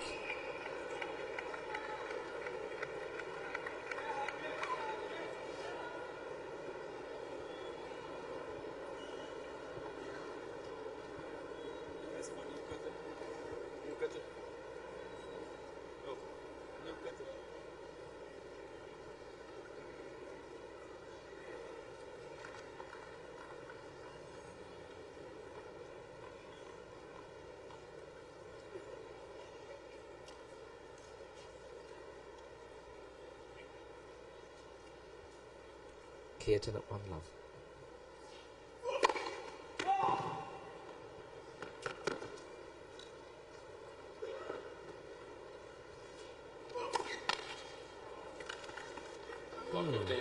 Only a second.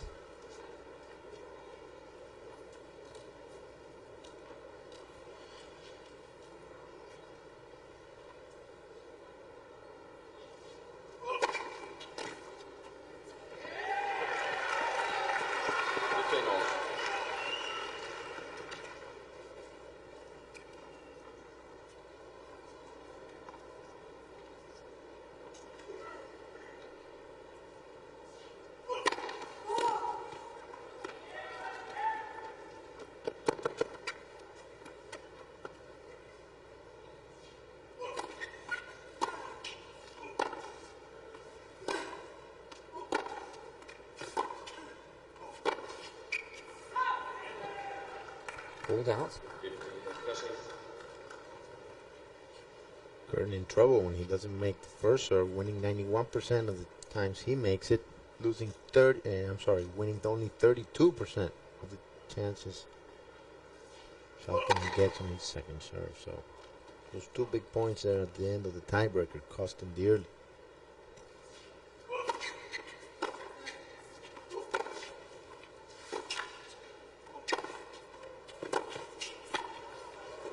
Oh, he's missed it.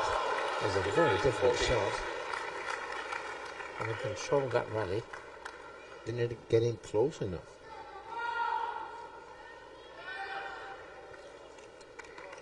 Double break back point for the Dutchman. It's a bit of blow to Kuerten, having finally achieved the breakthrough.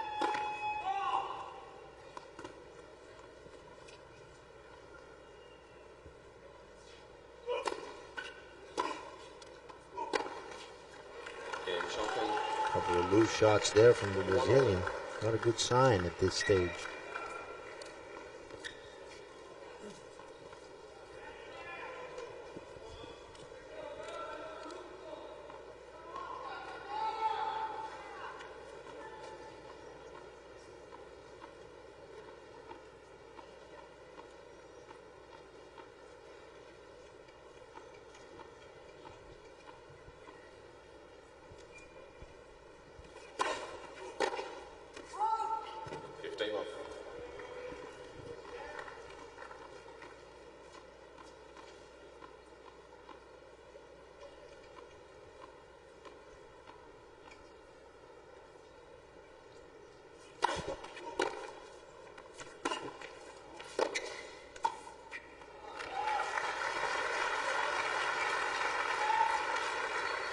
personal.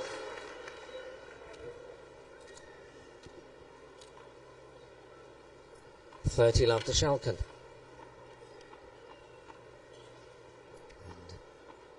this third set starting off like a slow paddle steamer. 40 love. Gently meandering its way along the river. And even the two breaks of serve didn't seem to affect the ripples of the water.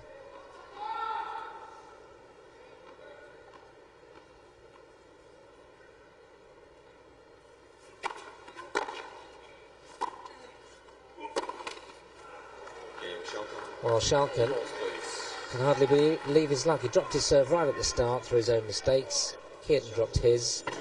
Kuerten slams his racket into the chair. Schalken leads by 2 games to 1.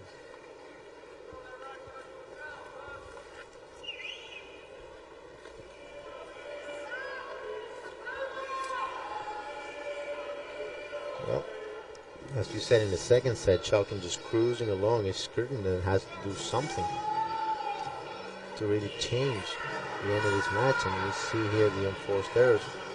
Kuerten with 5, only in a couple of games here, 3 games of this set, so in trouble from the beginning.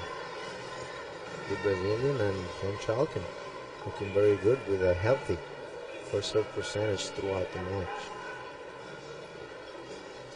Well, as this match progresses, the sun sort of begins to dip, and it is dipping now. Long shadows on the court. We'll have half the court in daylight and half the court in shade. I always think it's a little bit difficult around about this time. Coming up to 10 minutes to 5, 13 minutes to 5 actually here in New York, on a lovely afternoon. And sometimes picking the ball out from shade to light and vice versa is difficult. At the moment the shadow is approaching the, as you can see where Kuerten is changing his socks, it's just about there, and it won't take very long before it starts to creep along that tram line and into the court. It'll take, what, 15 or 20 minutes or so. Did you have any troubles with that in your day? At times, yeah. It's not nice.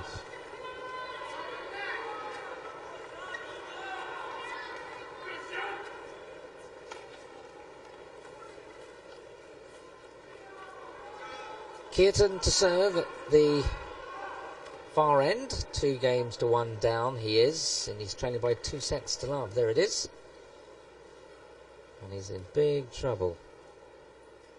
Mr. Precise, Mr. Accurate down here, Schalken. He's played a pretty canny game. Very steady overall.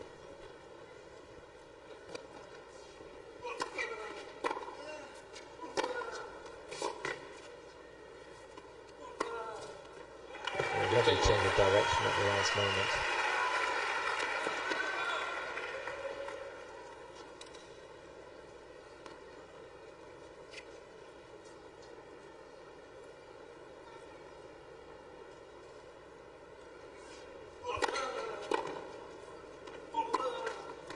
Well, you can see Guga trying to increase the pace here and trying to win the rally as quickly as possible. Well, you pay a price for that. And with that comes errors, I think. And they're coming. 15 all. I still don't think he's right, you know, after his hip injury. Doesn't seem to be as quick.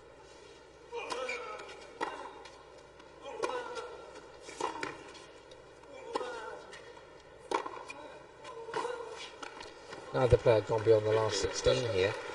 And Guga, you would have thought, as a 3 times Grand Slam winner, so many times seeded here, has always had a series of bad results. He's never played that well here. In fact, this is probably his best time for a long time. 30 all.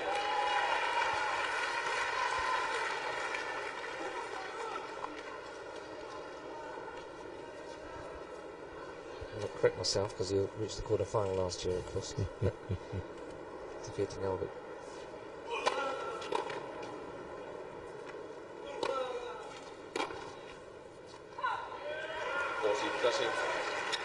Apart from last year.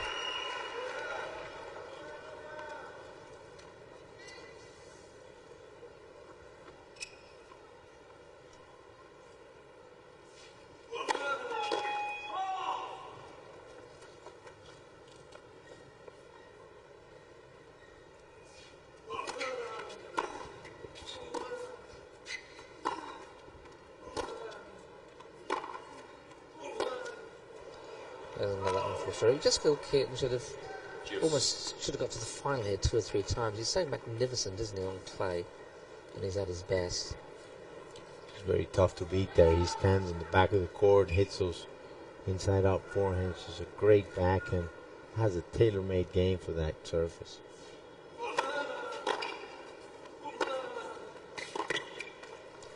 I remember his match last year against Yevgeny Kafelnikov. I think it was on this court, actually. He came to 7 games. We all wonder whether he was unwell or he just completely lost it. Kafelnikov was his consistent self at the time.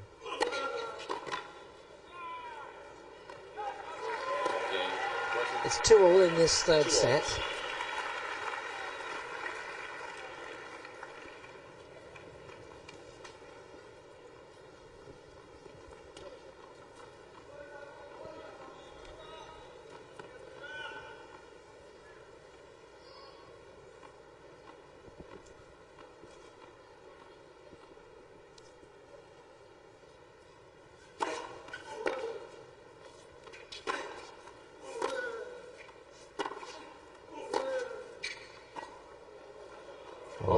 Great play by Schalken. First drop shot. It looks like A it. big surprise, wasn't it? That was beautiful. Well, that's a play that against Kuerten you can do.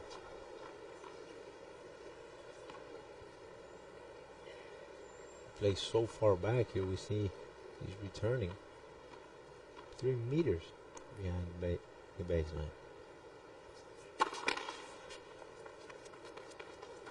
It's never quite come alive this match, has it?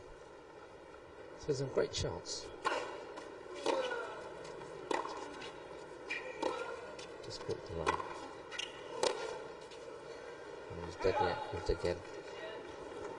As for Schalken, a win in the round of 16 will equal Kuerten's best result in the US Open. 2 quarterfinals. But you just feel he should have done better. All that talent. And that serves that he's got.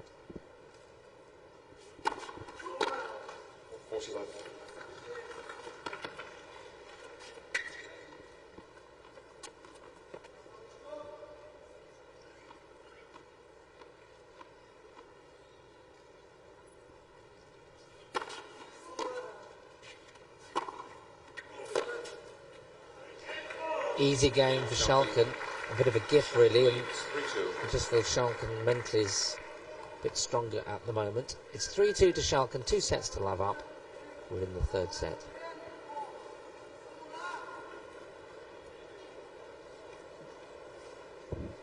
Gustavo Kuerten hitting a lot of shots off the frame, which means he's not completely there with the legs. You might be right, you know, he might be a half a step slower. That's the way it looks. And even though he didn't finish the match against Masoud, he's got 4 matches on him on a hard court. Could be a bit sore. Plus, he had to play late last night. Weather was miserable, and when you're sitting around for a couple of days under the rain, I'm not making excuses up for Guga. He doesn't need them, but not looking his best out here today. Nowhere near, nowhere near. He just seems a bit deflated as well. He's sitting there, and I mean, he's still in this match, and it's on serve now, with both of them having broken each other right at the start of the set. Just needs that little bit of inspiration. You got to give credit to Schalken. I mean, he's played, like you said, very, very precise match. Taking full advantage of Guga's second serve, winning 22 out of 32 points. It's big, isn't it? Oh, it's very big.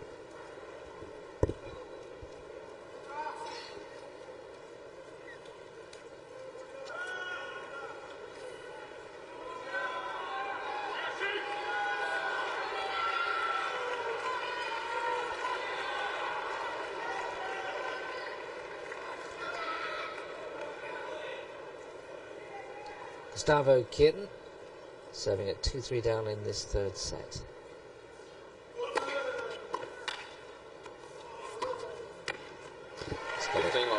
Just inside the line.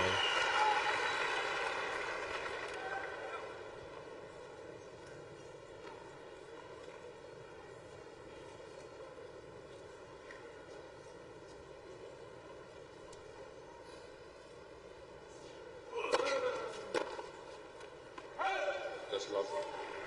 Still meandering along this set.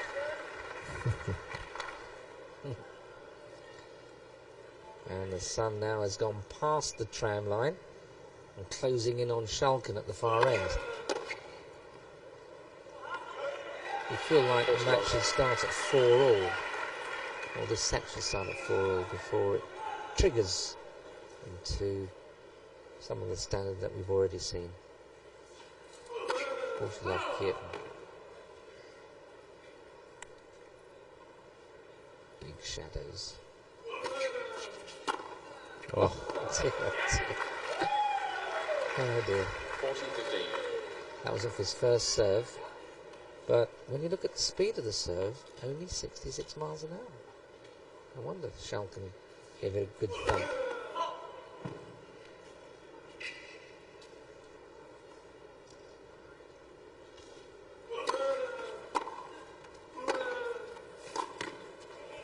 Game present. 3-all 3-all. in this third set. Gustavo Kuerten still in the match. But it's got a long, long way to go to get right back in. Schalken to serve with the sun not quite in his eye.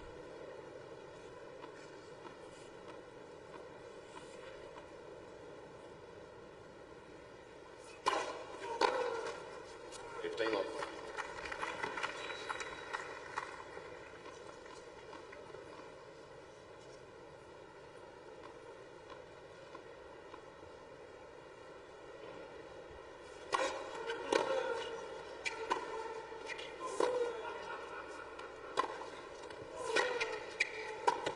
And finally, Schalken decides to come in. Could have come in probably the point before, but because he's a precise and immaculate man, he likes to be 100% sure he's going to volley away. And when you look at the net points won, 18 out of 23, who's to say he's wrong? he chooses wisely. I bet you he cleans his shoes at night. You know, he irons his trousers. Have you ever seen him in a suit, Nick? Oh yeah. Look smart, Oh yeah. crispy, Everything cut down. trousers all perfectly done, you can see it.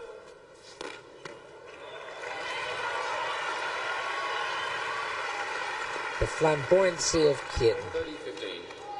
against the calculation of the Dutchman. 30-15.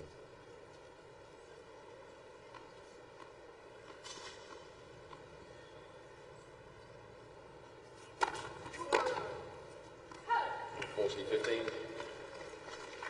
99 miles an hour. Not that quick. By men's standards, certainly. Anyway, a couple of chances for Schalken to go 4-3 up in this third set.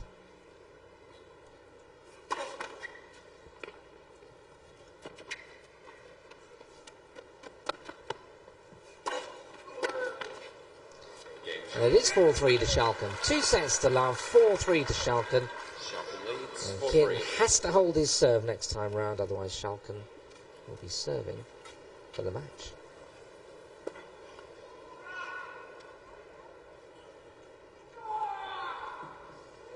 Well, after an hour and 44 minutes,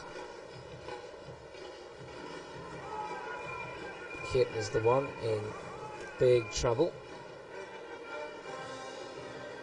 Hasn't really clicked into his best form. Shown traces of it, as Schalken has been truly accurate with most of his shots. 78% to 58% on his first serves. He's won 76% of those. That's 53 out of 70.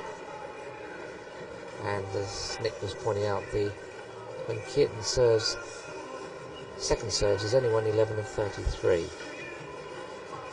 And he's had 5 great points, and he's just won a couple of those.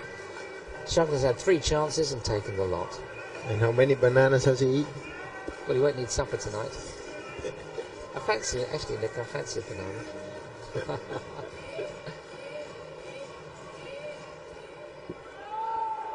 Time.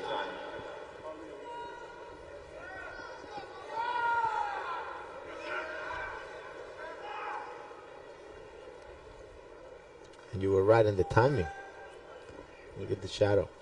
invading the court. Yeah, another 10 minutes and it will cover the court. 10, 12 minutes maybe. Yeah, it goes rather fast. Yeah. So can this match if Kuerten doesn't hold the serve right here. This is going to be in big trouble.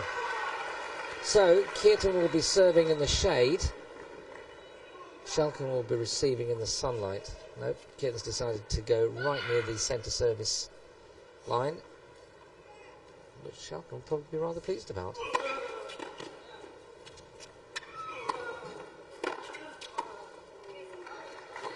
That's a nice drop shot. Well, it's all or nothing really for Kuerten here, isn't it? It's been, apart from a couple of aberrations, been outplayed for quite a majority of the game by the Dutchman.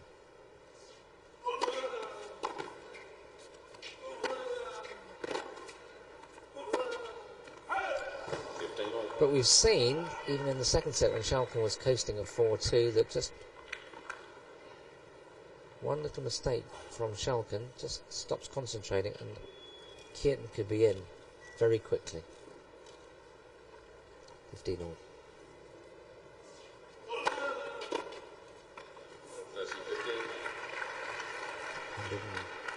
15 miles an hour.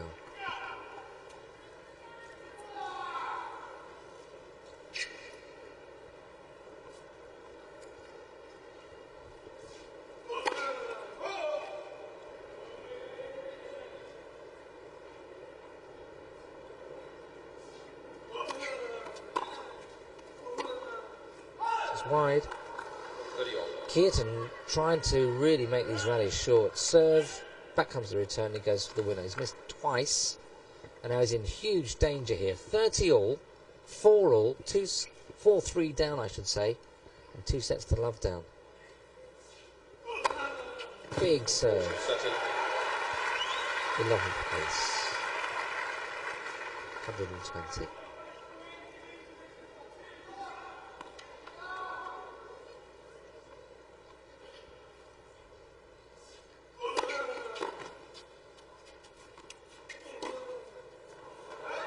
Oh dear. Just didn't move fast enough. I think he was just hoping the ball would go out. Well, he would be, wouldn't he? But he didn't move, as you say. Now, in just those few seconds, Kuerten is now serving from the shade into the light. Schalken just didn't read that at all, did he? Hardly moved. And now it's going to be the opposite. Gustavo Kuerten serving from the light into the shade where Schalken is. Difficult to pick the ball out. I actually prefer to receive it from the shade into the sun. Much easier to see the ball.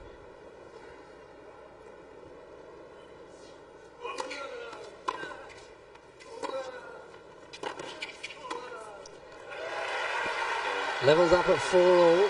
Kuerten came within 2 points of dropping the serve. He's still there. We still have a match on our hands. And Schalken, who's never quite believed he could beat the best, still remains that doubt that he can finish his man off. It's still there for the taking for both men. 4 all.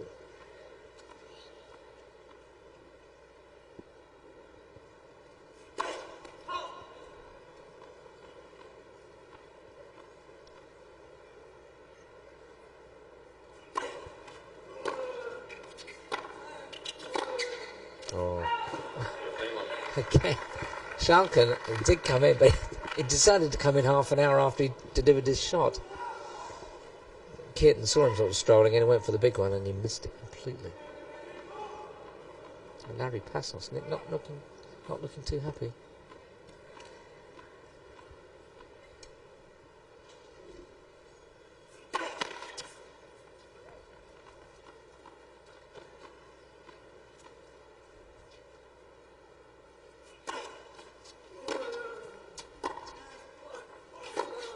Great angle. That backhand has produced a lot of winners, forcing error. I mean, you thought Guga had the best backhand down the line in the world, but today he didn't. So. It's been a wonderful shot, hasn't it? He's beat him there the whole day. 30 love. 40 love. 41.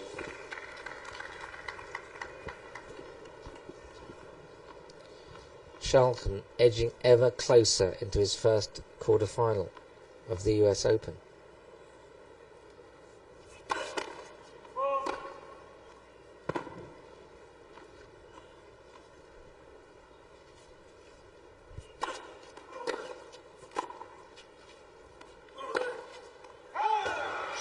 Well, I'm not sure whether Schalken picked that last one up on the volley. But nevertheless, he's won the game. He's 5-4 up, and Gustavo Kuerten will be serving to save the match.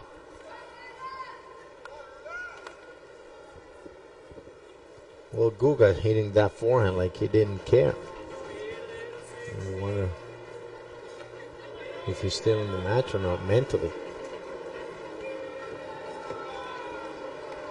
In some ways, I think it's rather good that Schalken isn't serving for the match. Gets a little bit nervous. Here he can be more relaxed about it. He's already 5-4 up. Kuerten's got the pressure on him. He's got everything on him.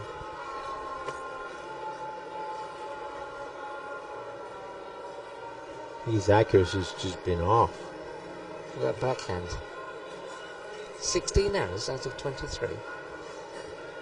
That's Guga with probably one of the best backhands in the world.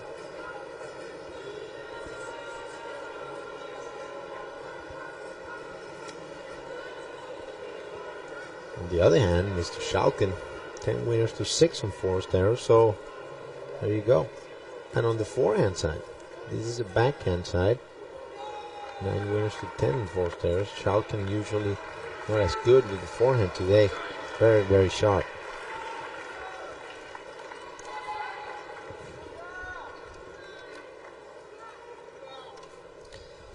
Gustavo Kuerten from Brazil is serving to save the match in this fourth round battle against Schalken. Ooh, got called a foot fault there.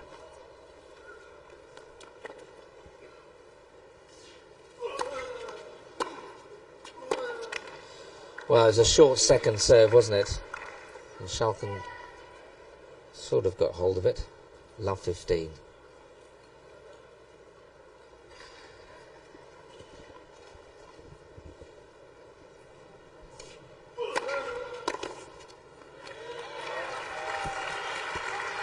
And that's a most telling stat right there. Guga's won 12 out of 36 points. When he makes a second serve, you can just not win at this level. Serving like that.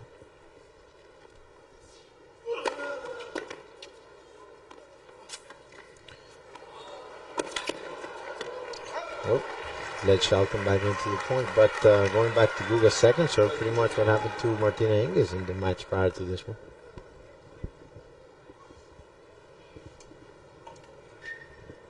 (30-15).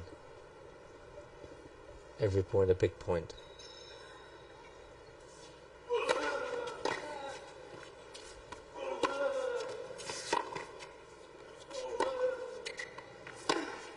Wow. Oh, that was wonderful.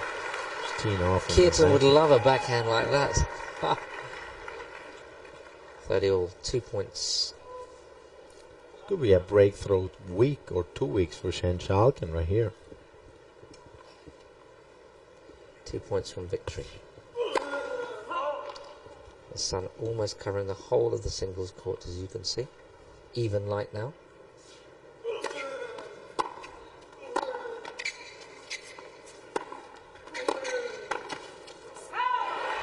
Well, just not comfortable at the net. He had a volley above the waist level, which, as a rule of thumb here in the ATP Tour, you just don't miss. 40-30. This is for 5 all.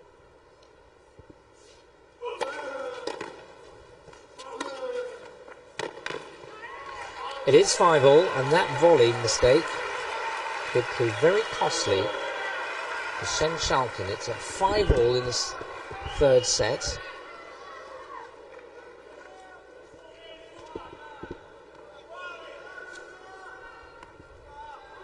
And Schalken to serve. And you just felt Guga had given up. Never.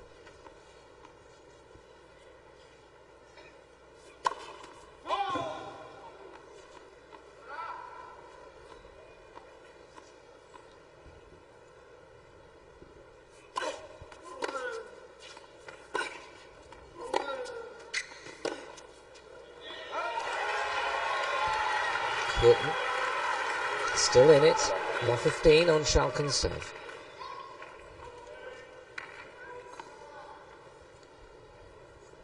Now, Schalken just wobble a bit. He's been known to do it.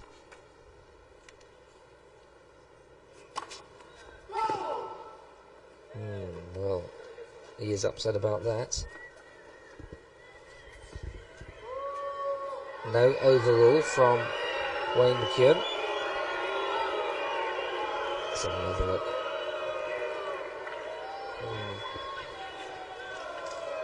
Probably just wide.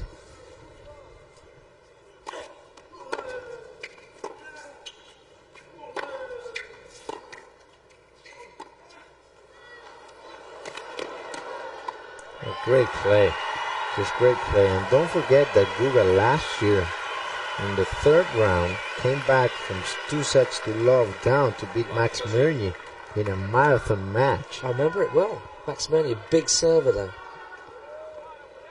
In fact, Max Mirny's still in the championship this year. Yep.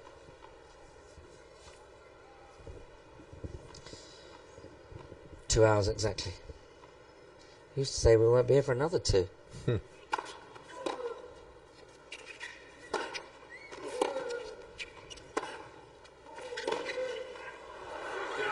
Love 30 to 15-30. It's 5-all.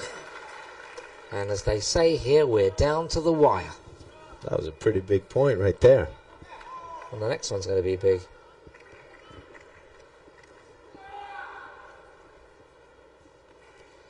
Now, it's not easy finishing your man off. This is what Schalken is facing.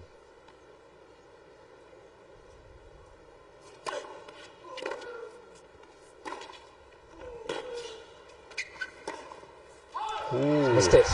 Just when he needed it. And here is 2 break points with Gustavo Kuerten to lead 6-5 with his serve to follow. And this match could go on for quite some time. Never underestimate a champion, especially in the big occasions.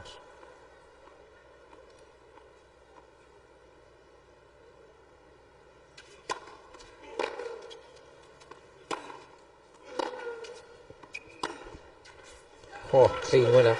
My word, when he strikes the ball that early, it's a beautiful shot. Oh, and it's flat, and he's hitting inside the baseline. And he's hitting it, from the top to the bottom. So that's a line drive. Saved 1 break point. Can he save another? Can Kuerten break now? 30-40.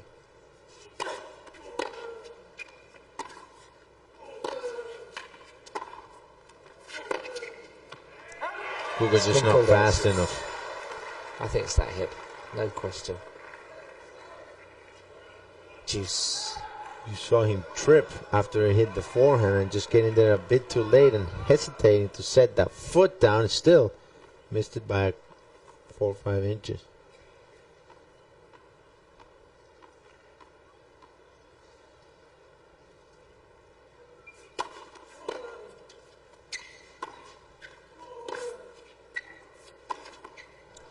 Well, that's again precise, accurate, methodical, solid, and dependable. Nothing too spectacular, but I mean, he's been doing it the whole day.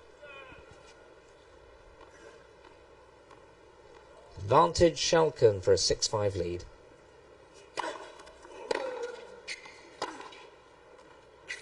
It's in. It's been called in, palms down from the baseline judge. Palms down from the far side line judge. Schalken leads 6-5.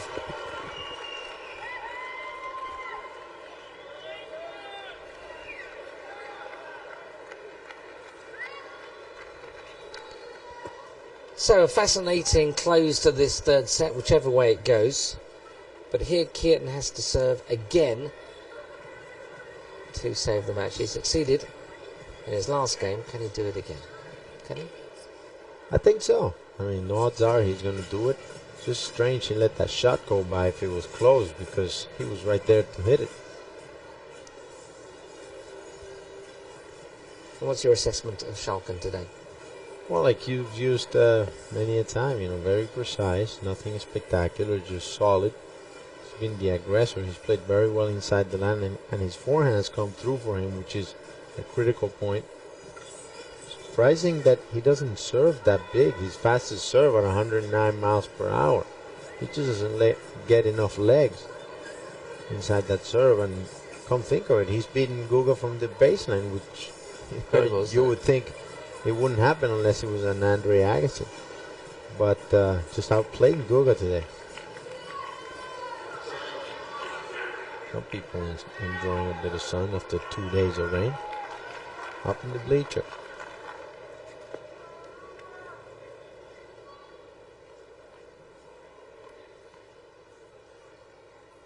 That's way up there.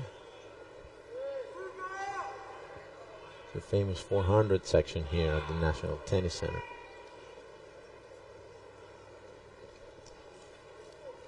Now everyone's sitting down. Gustavo Kuerten is serving to save the match for a second time. And what a way to start this service game. Here he is trying to get it into a tiebreaker. Then he lost the last tiebreaker. What was it? 8 points to 6.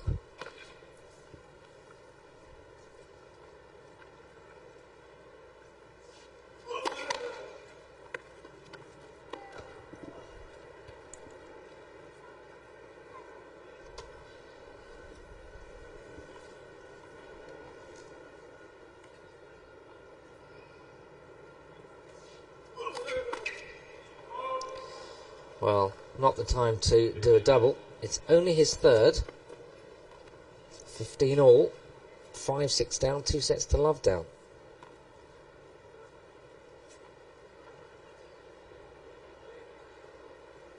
Wind changing a bit now, blowing on Kuerten's face there. See their shirts flying around.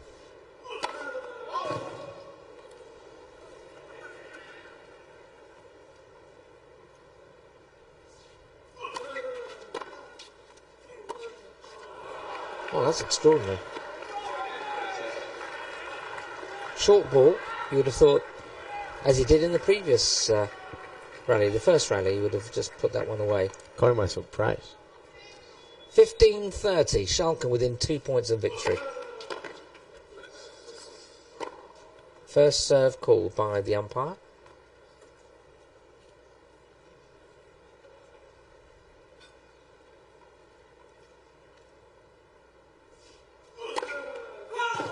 Just the wrong side.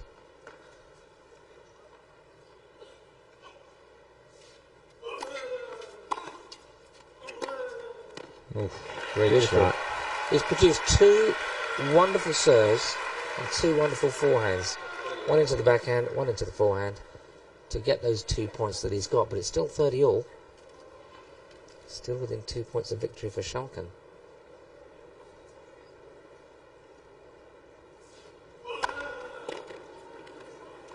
Oof. Just 117, a little bit more pep in that serve.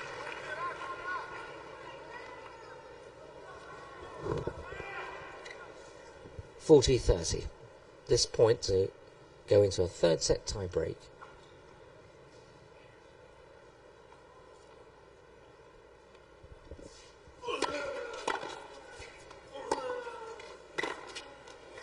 And there we go. He's done it. Yep, tie break. Which way is it going to go? In the head, Nick. Quickly. Well, you would have to think Schalken here. I mean, he's been dominating. Although the heart says otherwise to me.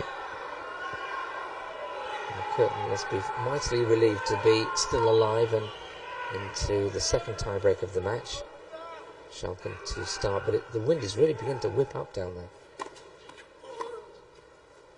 Schalken with a slight advantage here, playing with the wind on the first 6 points. And again, Kuerten's deciding to slice the ball back. Love one.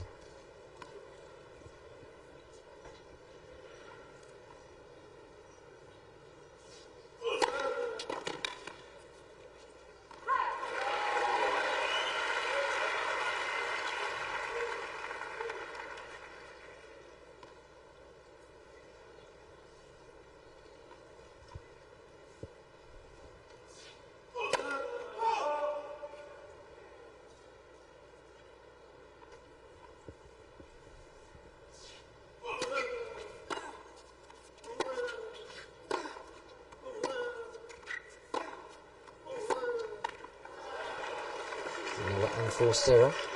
36 unforced errors from Kuerten. Schalken with the mini break. Not that it means too much, because Schalken has a serve as about as just a fraction faster than Martina Hingis. Oh, come on now. Not that bad. It's cruel. Cruel. Pereira, you're a cruel man.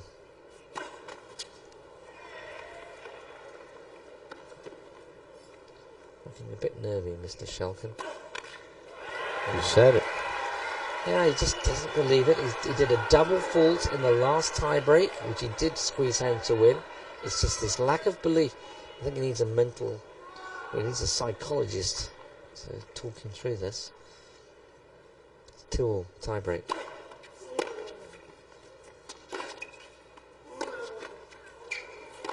It's gone in. It's gone out from Kuerten.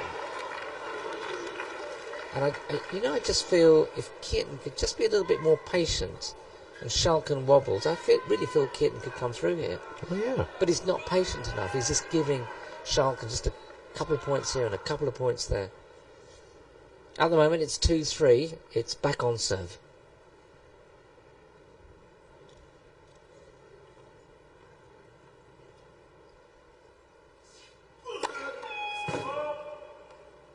Just a bit long.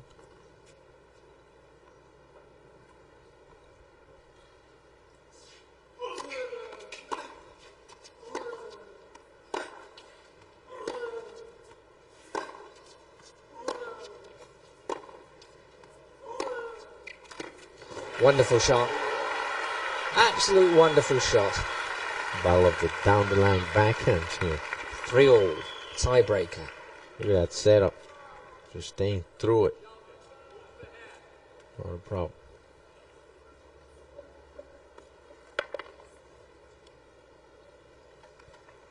He's still in it. 2 hours and 8 minutes gone. In fact, the match course indicates 2 hours and 11.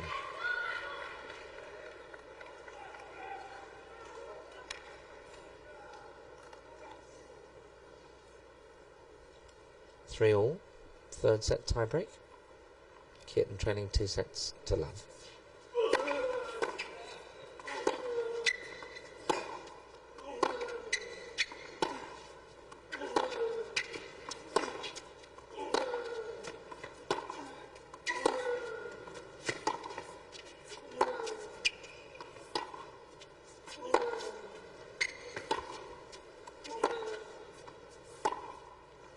Just a great play from the Brazilian there, hanging on tight. A couple of middleweights punching it out here. Middleweight. Or heavy if you like. 4-3 Kuerten. Schalken serving. Kuerten a long, long way back behind the baseline.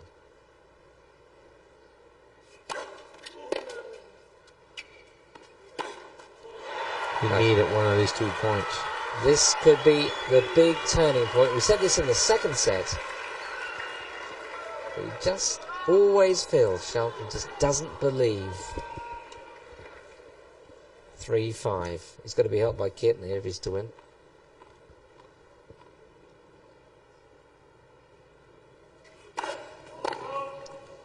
Oh, that was a long way, wasn't it?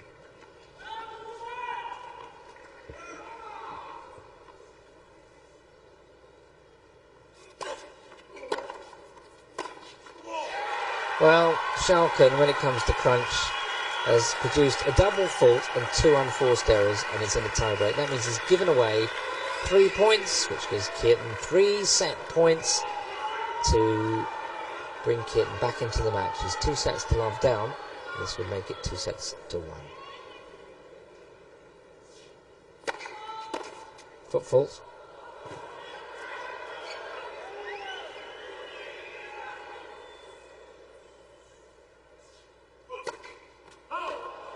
That's a double.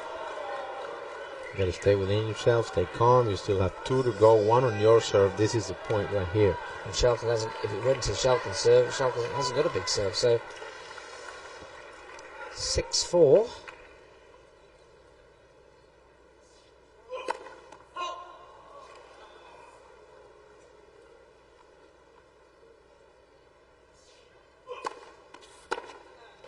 Oh, what a shot!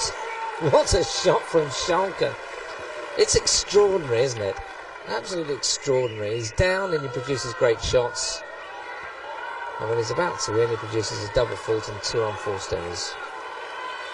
But he's still a set point down, but he's got it back on serve. 5-6.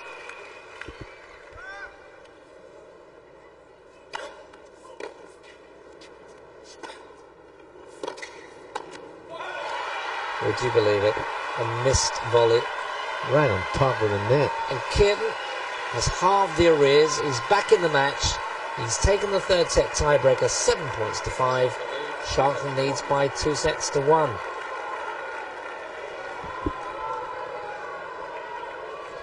This is just unbelievable the way Schalken led Kuerten back into this match. Like you said, David, with a couple of enforced errors, some double faults, and just the way he looks, he just doesn't carry himself like he's going to take over and finish out the match when Kuerten wasn't really doing much to hurt him there. I really believe that Kuerten had sort of half gone. He expected to lose, not give up, but expected to lose, and he's just been handed that set. And in fact, Nick, Kuerten could have won the second set on the tiebreak. Of course, he could be 2 sets to 1 up easily. He has 3 point serving. Here we see the third set summary, 75%. First serve for Schalken, 59. For Kuerten, 3 aces and 3 double faults for the Brazilian. 0 aces, 1 double fault for Schalken. Big number of enforced errors right there, jumping right at you. From the Brazilian, 20 enforced errors to 13 winners, and even 10 winners and 10 enforced errors for Schalken. But what really strikes you is the way they play when it really counts. It's all a matter of belief.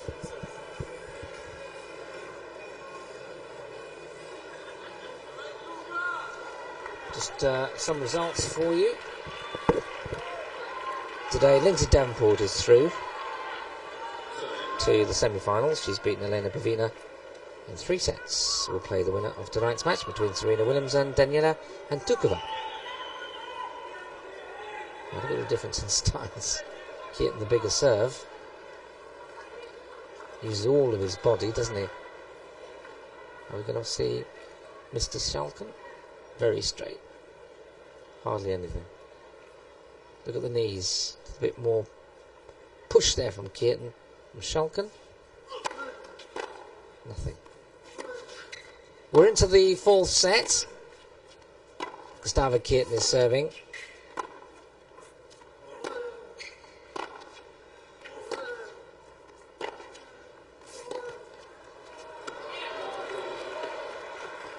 And we just feel this match should have been over.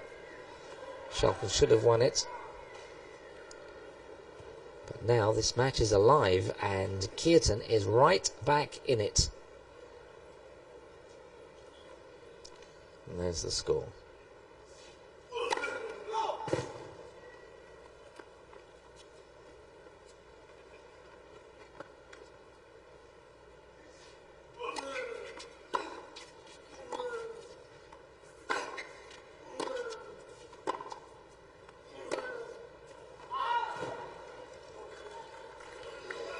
Well, love 30, and this is a danger time for Kuerten, simply because when you've just won this close tiebreak, you've just survived going out, it's bound to be a bit of a letdown, bound to be a bit of an anticlimax, bound to lose focus. But he should here regather himself at love 30. And he hasn't. That is a double, it's a 5th, and the effort he needed to come through in that 3rd set has rebounded on Kuerten, and there's a great chance for the Dutchman to break right at the start of this 4th set. Certainly not the way the Brazilian wanted to start, but I don't think he's too mad about being in the fourth set. I mean, I think he's thrilled, but I just think he lost a bit of focus there right at the start of this game. Yeah, that was a giveaway, absolute giveaway, and that gives Schalken the advantage. a very emotional set, that third set. I mean, it was do or die maybe. Guga a bit relieved there. Just not out of the blocks in the right way. That's what you need those 2 minutes for, Nick, isn't it? You sit down, you don't waste those 2 minutes, you sit down and you regather your thoughts, and Kuerten didn't. And it's surprising for someone who's so professional and the champion of France 3 times in the last 5 years.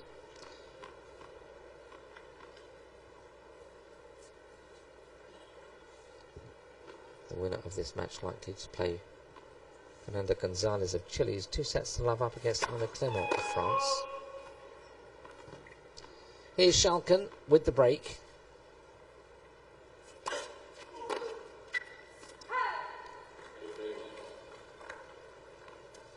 Guga's gone for a walk, hasn't he? Went to walk. Still here.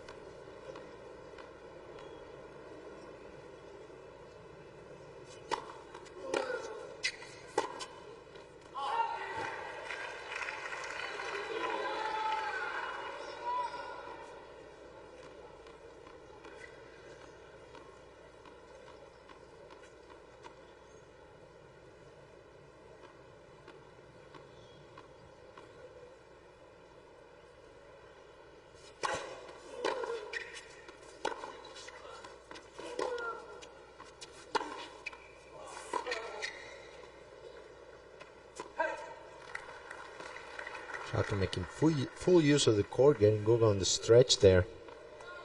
You just feel that he's not totally comfortable when he's going out for those wide balls.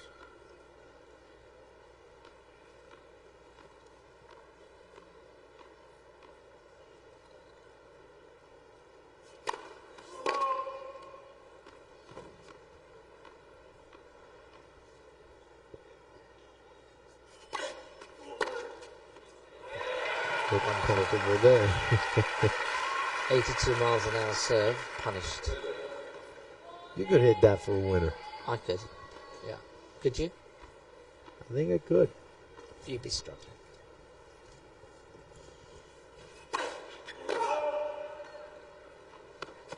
All, second game of this full set. Schalken having broken Kuerten right at the start.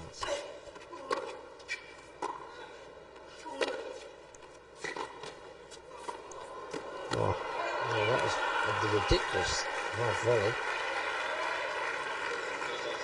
That's giving Schalken a point to go 2 love.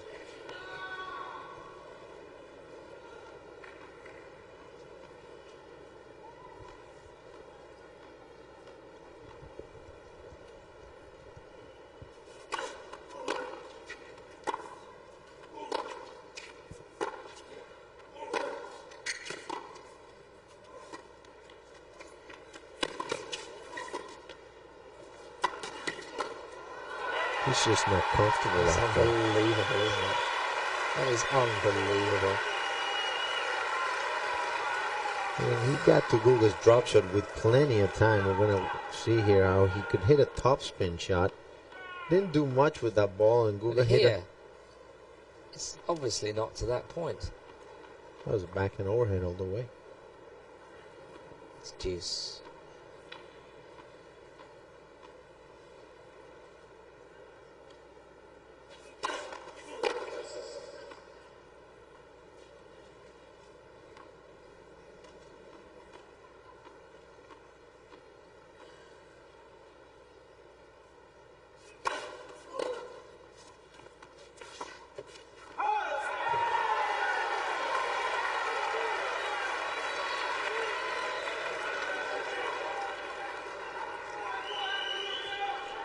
Chance for Guga to break back immediately. Now, at the start of the other set, the last set, they also exchanged serves. Just Schalken just refuses to want to win. I'm sure he wants to win, but just can't push it through to the final hurdle. And Guga is not at his best. Bandages.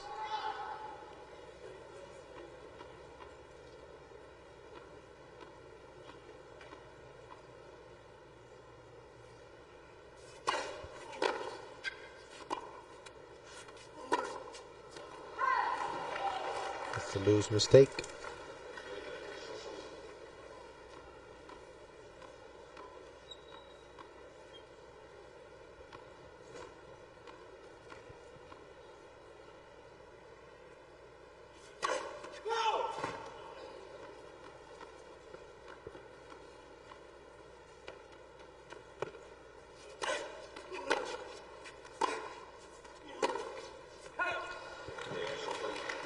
It's 2-love to Schalken. Fourth set.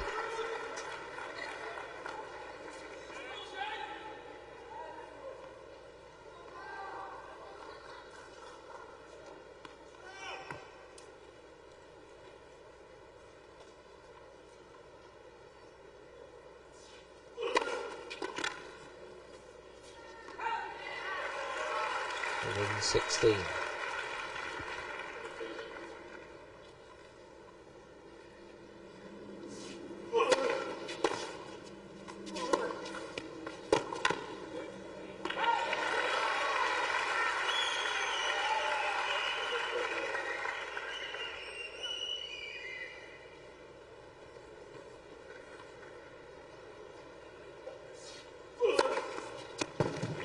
That will work. 13 face.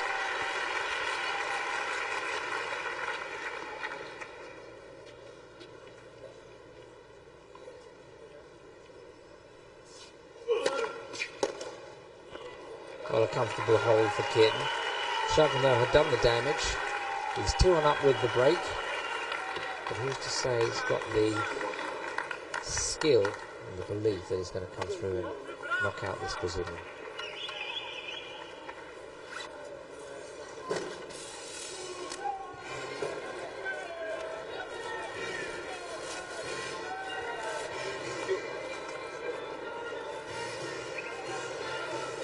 Over there talking to himself, not really pleased with the effort. The last game he returned, feels he should have broken. The breeze is still beginning to whip through the stadium. The court is now in the shade, and the part of the bleachers are in the sunlight. People at the top of those bleachers have a fairly good 40 minutes, I think, of enjoying the sunshine.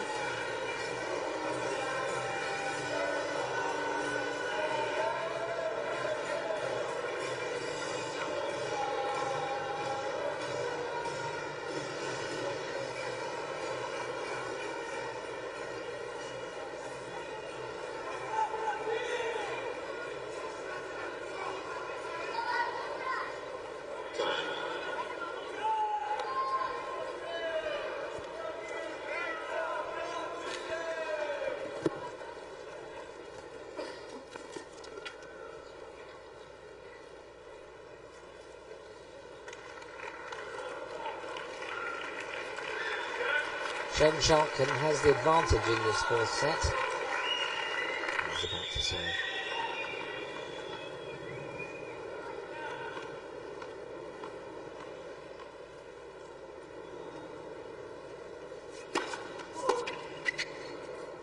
Oh, volley. What is that? Well, the volley was a pretense, wasn't it? It was a con trick.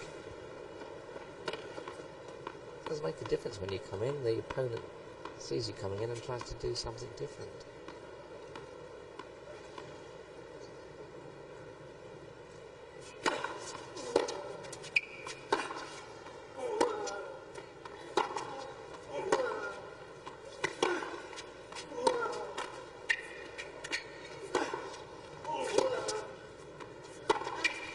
Oh, that's a wonderful shot.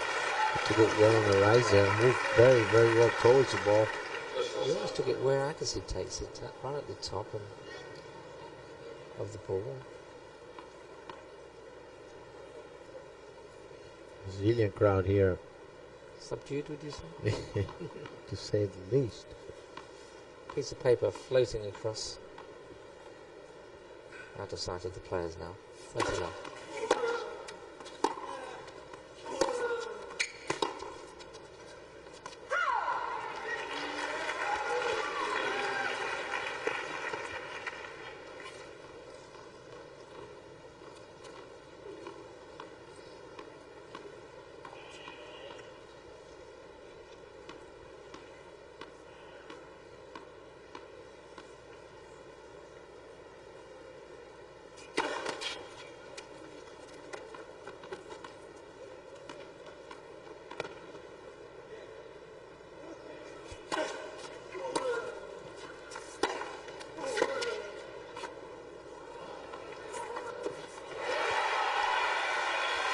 Well, Schalken trying to do a drop half volley there.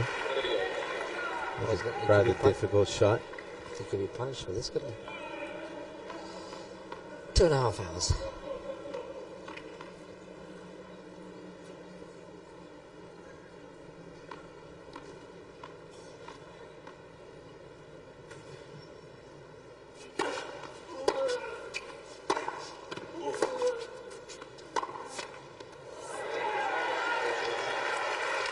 Isn't it? Schalken cannot go clear. He's threatened throughout the whole match to romp.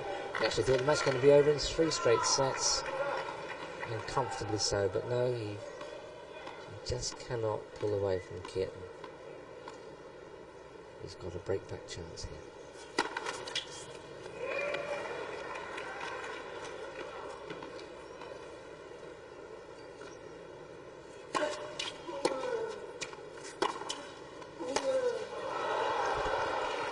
Well, he needed a bit of help from the Brazilian. It seems like every time he needs it, he gets it. An Argentine, 2 Americans, a German, a Chilean, a Frenchman, a Dutchman and a Brazilian remain in the bottom half of the draw.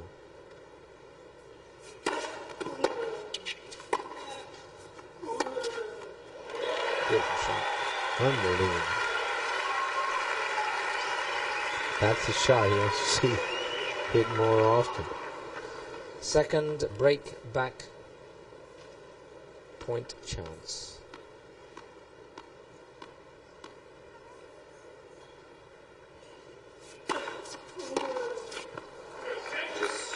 Within Gustavo Kuerten's history, he's come back 4 times from 2 sets to love down.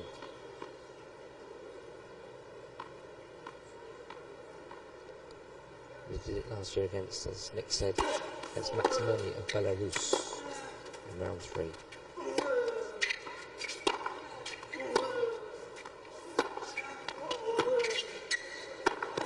That's the one. That time he was positive, played it very well. Didn't hesitate at all. And the advantage to Schalken, a 3-1 lead.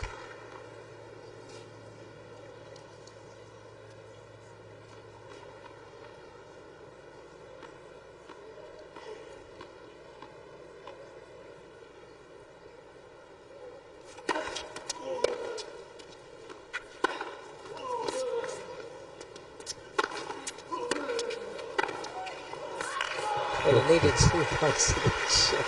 What is it with the touching forehand volley? 3-1. The Australian old-timers must be cringing. Now, don't worry about that time there, 2 hours 29. It's officially on the court, 2 hours 33. That's the official match time. Kuerten at 1-3.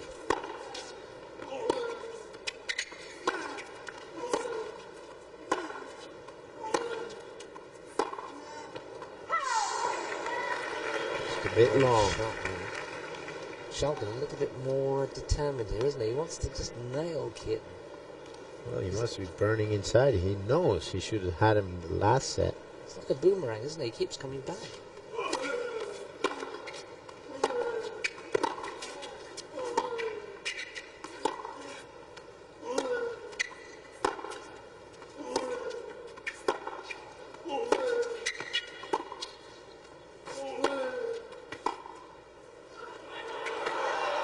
Well, It was a bit of luck. Huh? it was luck, but it was a brilliant shot. I mean, he did well just to scoop it up.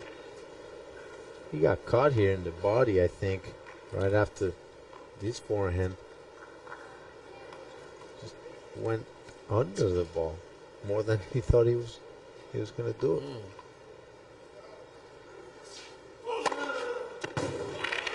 That's just a cool 115, but one accuracy.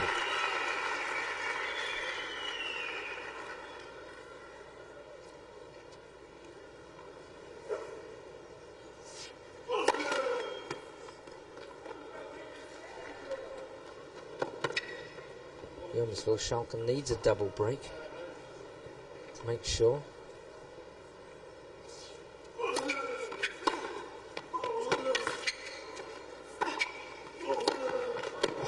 Yeah, he would pay a lot of money for a break here, huh?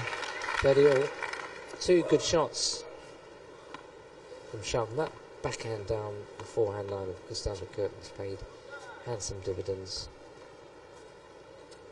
Keeping Kuerten pinned on the baseline and a long way behind it. 30 all. On the race. 15, 2 in this game.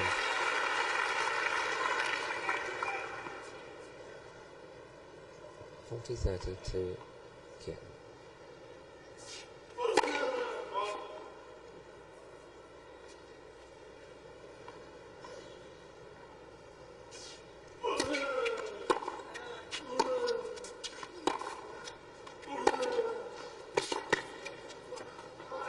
It's in. It landed on the line. Kuerten, a little bit of disbelief. But I don't think he's going to protest too much, you know. He was right on top of the ball. And it was right near the umpire, Wayne McEwen. Could have been an overall if the umpire really felt it was out. Deuce.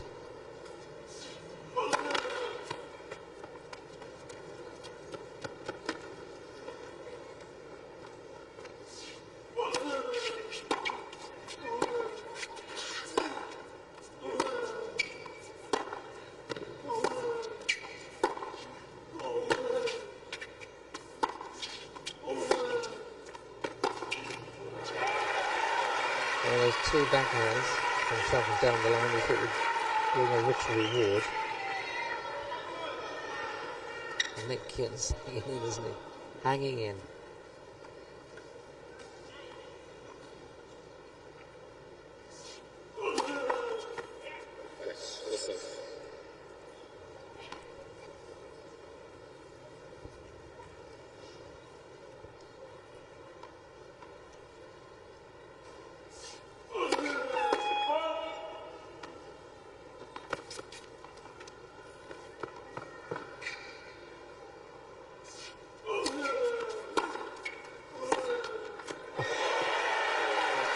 Not a bad shot from the Brazilian. Happy with that. Pulls it back to 3-2, but Schalken leads with the break.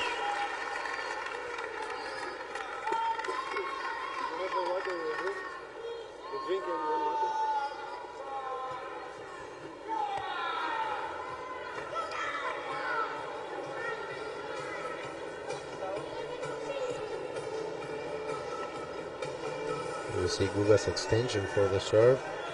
Quick follow through for that backhand. Look at the extreme Greek. Brazilian hanging on here with everything he can. He knows Schalken will have problems to close up the match, so he doesn't want to be too far when the Dutchman decides to give him a few enforced errors here and there.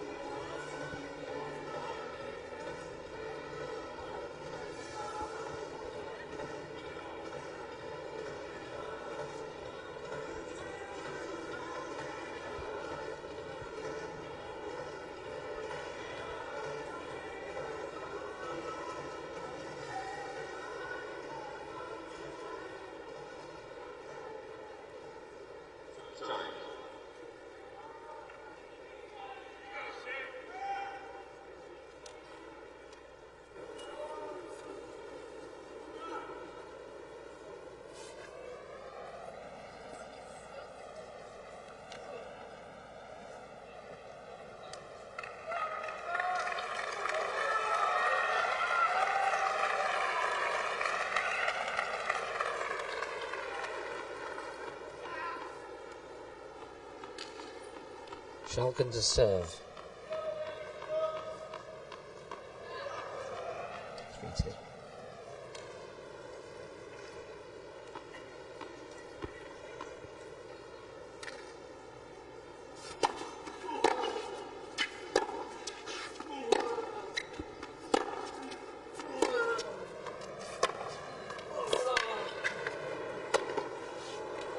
This time he made it good.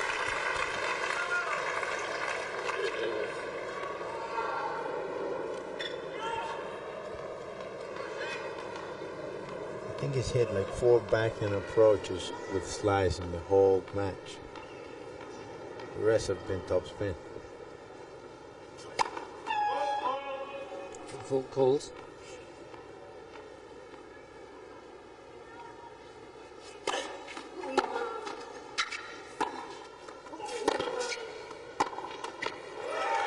Is he going to wobble? You tend to feel he will. 15 on.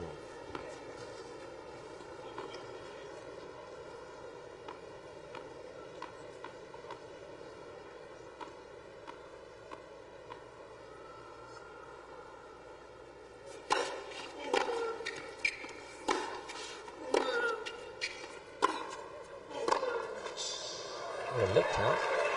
No call.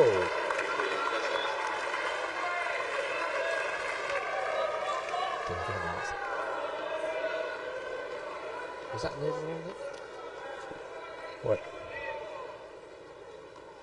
15-30. Yeah, when McEwen called. Much more from the baseline judge.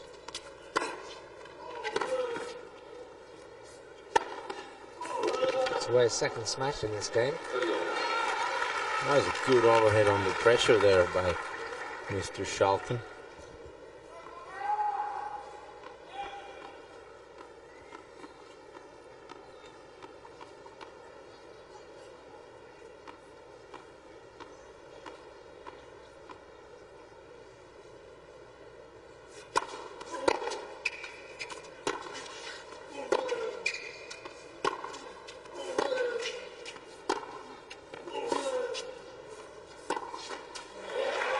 Unforced error when it comes to the crucial moment. And here it is. One more time. Break point chance for Kuerten. Break back, 3-all. Not back in the match. I mean, he's only converted 2 of 10. That's a big difference here in the match also.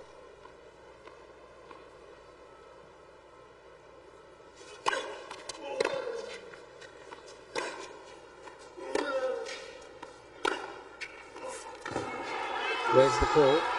Palms down. Juice, says Wayne McEwen. No overall. No call by the line judge down the line or the baseline judge. And we've got a pretty good view of that. Well, it looked like the ball skidded off the line, which is what happens here. Yeah, that's what I thought. I wonder if we're going to see an action replay. Whatever it is, it could have been an overall if the umpire really felt it was out. Deuce.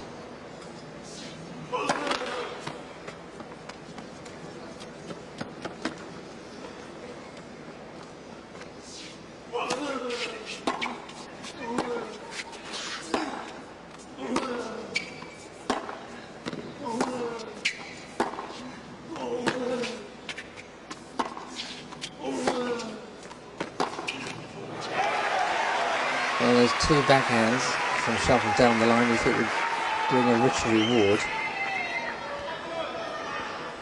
And Nick Kuerten's hanging in, isn't he? Hanging in.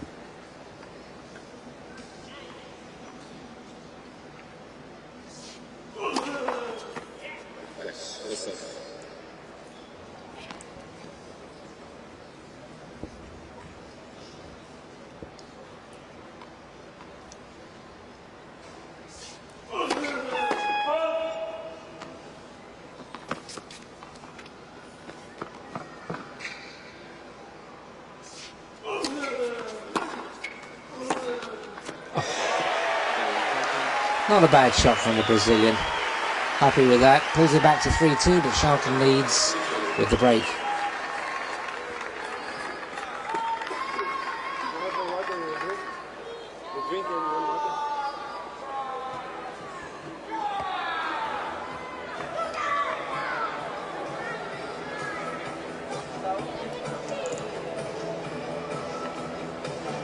We see Guga's extension for the serve. Great follow through for that back, and look at the extreme grip. Brazilian hanging on here with everything he can. He knows Schalken will have problems to close up the match, so he doesn't want to be too far when the Dutchman decides to give him a few enforced errors here and there.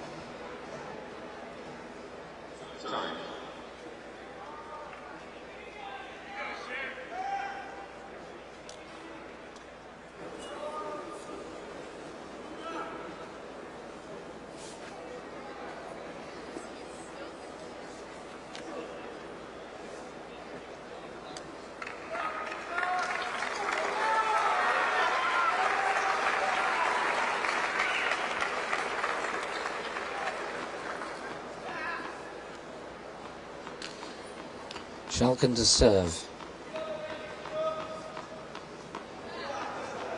3-2.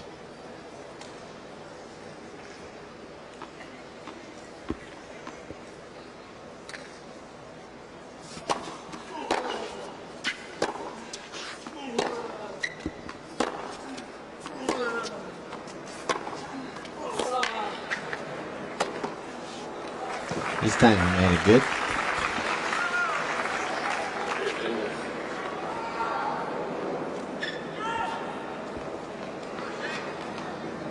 I think he's hit like 4 backhand approaches with slice in the whole match.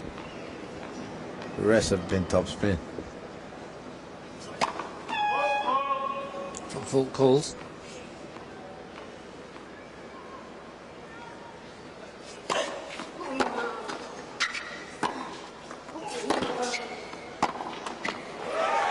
Is he going to wobble? You tend to feel he will. 15 all.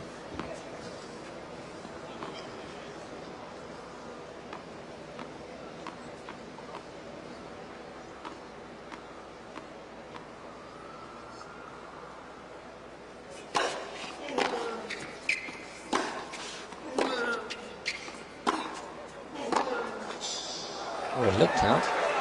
No call.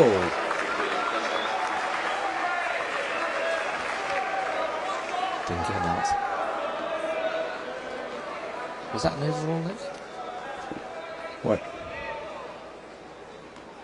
15-30. Yeah, Wayne McKeown called it. No call from the baseline judge.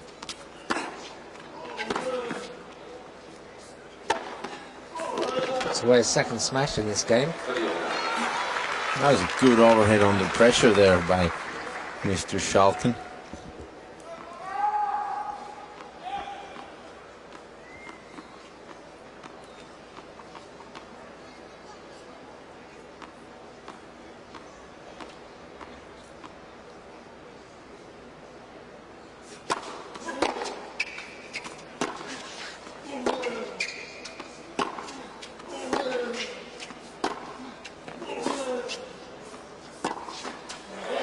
Another unforced error when it comes to the crucial moment. And here it is. One more time. Break point chance for Kuerten. Break back, 3 all. Now back in the match. I mean, he's only converted 2 of 10. That's a big difference here in the match also.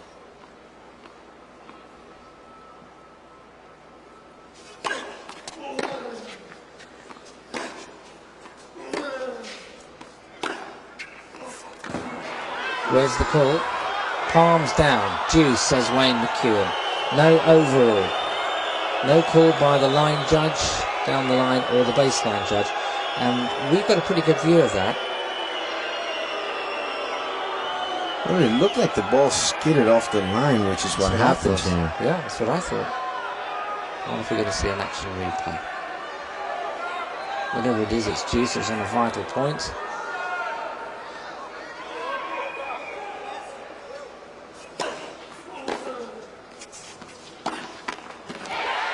And another vital point, Schalken decides to put into the net.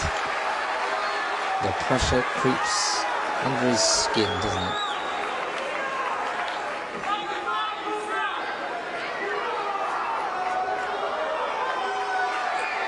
Second break-back point for Kuerten, for 3-all.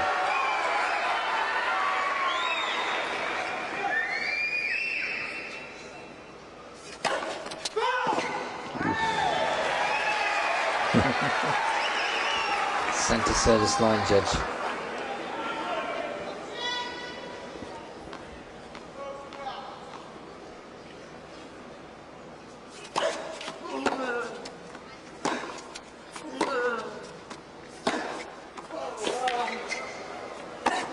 There is a touch and forehand volley again. And he's won 3 of his points at the net. 2 smashes and a forehand drive volley. Back to deuce. The value's a little bit more positive in everything he does. Backhand drive is certainly positive. And his forehand drive when he takes it early, very positive. Deuce.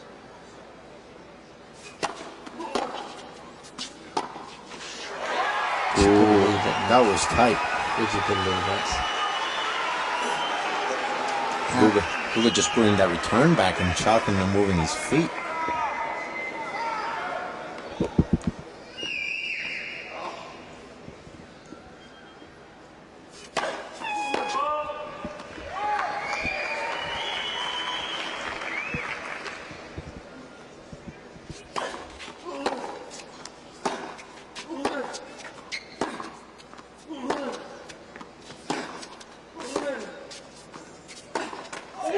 And there it is. Another unforced error by Schalken, and Mr. Kuerten pretty alive, I would say. Well, I was saying just early on, Nick, you'd expect it, wouldn't you? Schalken needs about 3 breaks in each set to make sure he's going to win it. It's just so disappointing. He's played very well. Kuerten hasn't played anywhere near his best. And it's been a pretty it's a fascinating match because there's so many doubts in the mind of Schalken. He just hasn't got the killer finish. Probably too nice a guy. Now he opens up with a terrific backhand. 3-all it is in the 4th. How many times should he have won this match, Nick, in your opinion? By now, 2. Twice. But he dodged the bullet there in the second set also. He could beat 2 sets to 1 down. Could be. So a lot of credit to Kuerten for hanging around too. But he led in that second set, didn't he? 4 games to 2.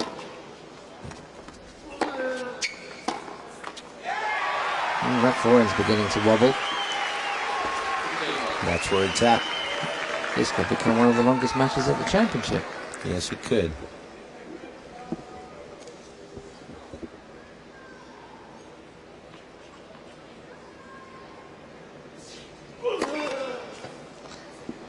Two hours and 46 minutes. We're into the 4th set.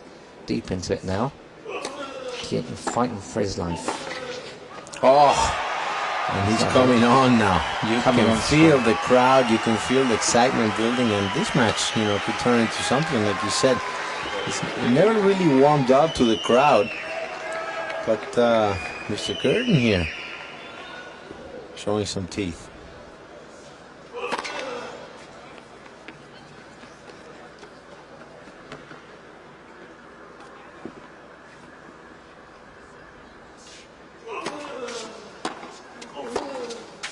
Oh, he went for it there, didn't he? Put the pressure on. Plays better when he's down. Yeah. Well, he should think in his mind, That's tough. He should think he's down all the time. He'll win easy.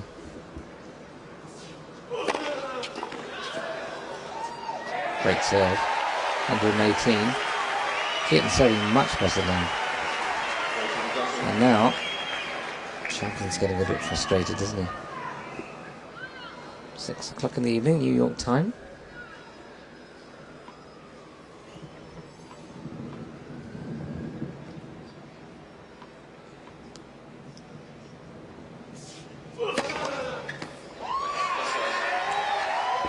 get called.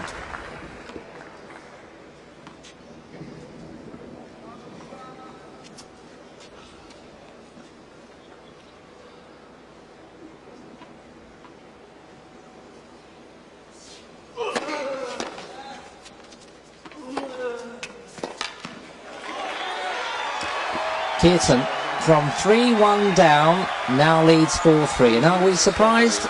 No, we're not.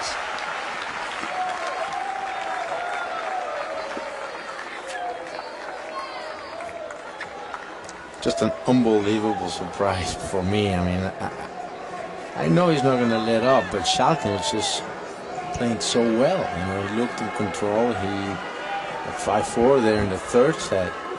After Kuerten hit a wide forehand there, it just looked like Kuerten didn't even care to be in the match. But Schalken letting him back in. Played a very loose tiebreaker there, making some mistakes, starting at 3-0. And we could very well be headed to a fifth set. I think we could. This could be a very long match. And the winner to face probably Fernando Gonzalez. He's just killing our North men out there. Oh, we know he's 2 sets to love up. He's 5-3 up with a break. 5-3 up with a break.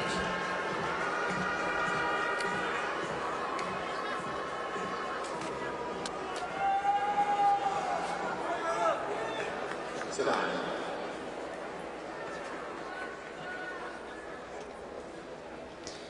5-3 up is Gonzalez, and Clermont is serving to save the match at love 15.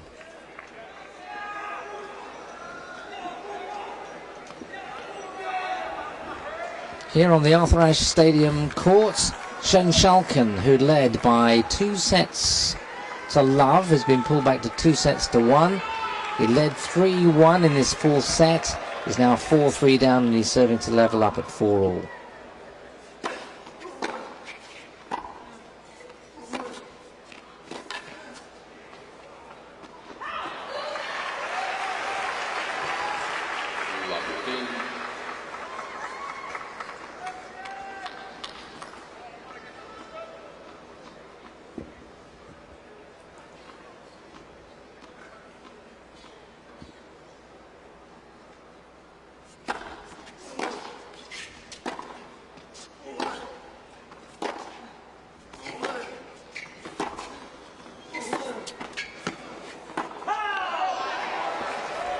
Sailed long after it hit the tape.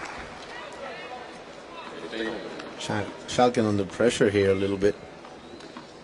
Well, if he loses this game, Kuerten will serve to level up the match. And Schalken hasn't yet shown the temperament when in a winning position. It's been called out. It's been called out. Guga didn't like it.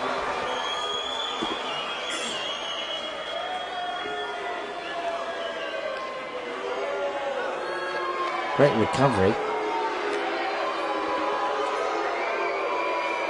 Says out. It is just out, yeah. There's clear water there. I'm not sure, partner. I didn't see any space between the ball and the line. There you are.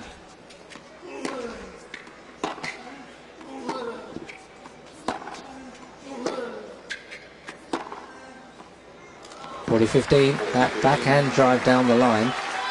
Not much pace, but my word, it's effective.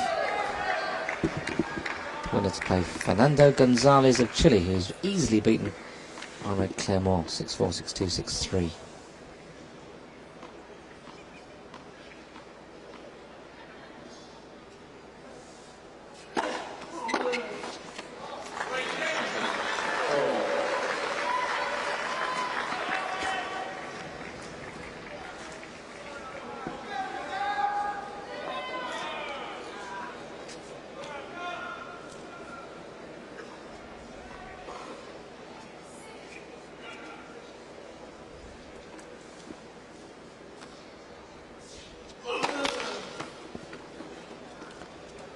Four games all we are. Kuerten serving. Now we're right down to the wire now, the sharp end. deep into the heart of. Any mistakes now by these two? Otherwise it could be curtains for Kuerten.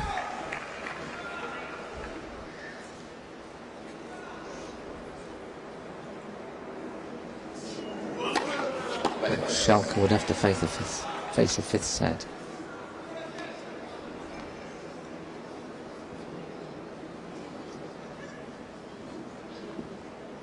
Love 15. Second serve. Fault.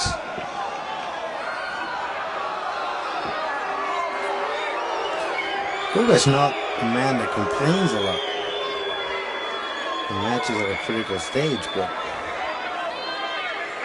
yeah, a clear look at that. Maybe we're a little frustrated here.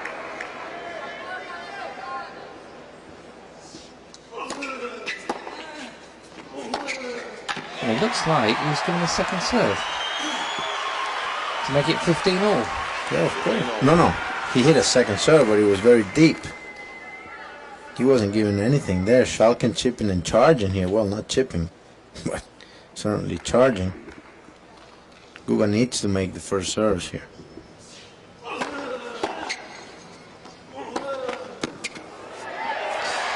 You need a little bit of luck, don't you? Well, last time it was on Schalken's side, so it's only fair.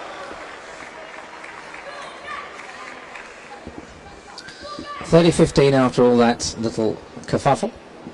What was that? Kerfuffle. I'll spell it for you later. It's a new word. I like to teach you new words. You teach me one of those Portuguese words that you've got.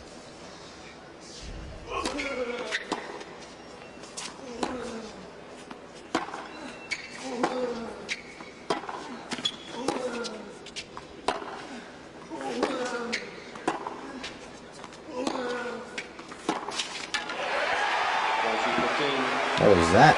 Kuerten heading towards 5-4, which means if he succeeds, Schalken will have to serve to save the set. That was a dangerous move. Schalken losing his footing here. Landing on the outside of his foot.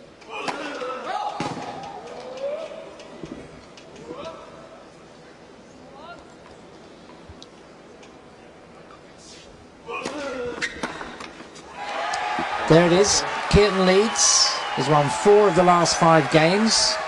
He's up 5-4. And Schalken will serve to save this set and save it from going into a 5th set. 5th and final set.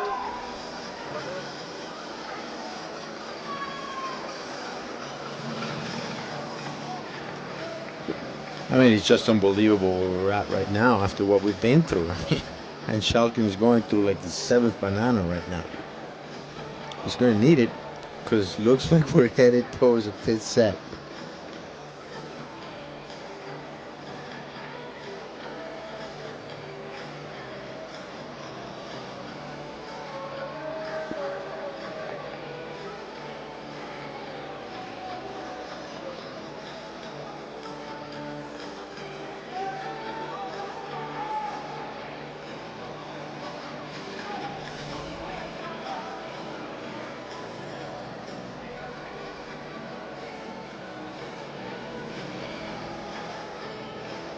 Kuerten again rearranging his sock on the right foot.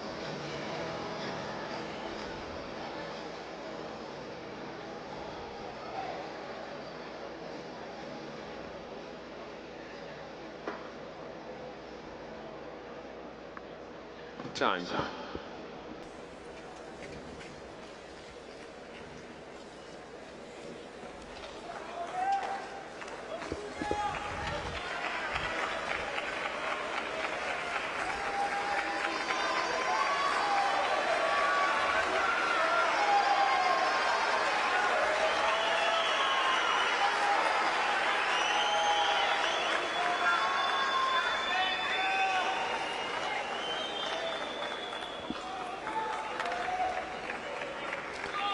Two sets to 1. Schalken leads, but he trails 4-5, serving to save this set.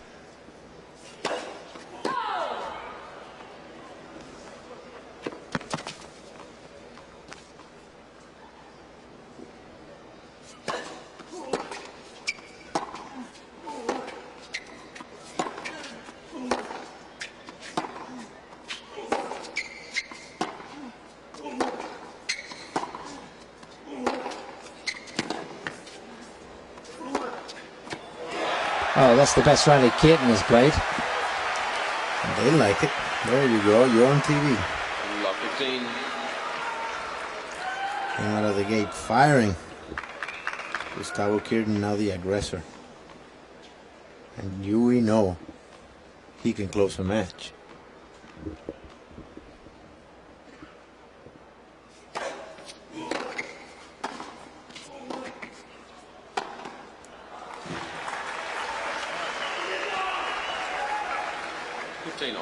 No, there he had to make Schalken volleys that gave him an easy overhead to hit.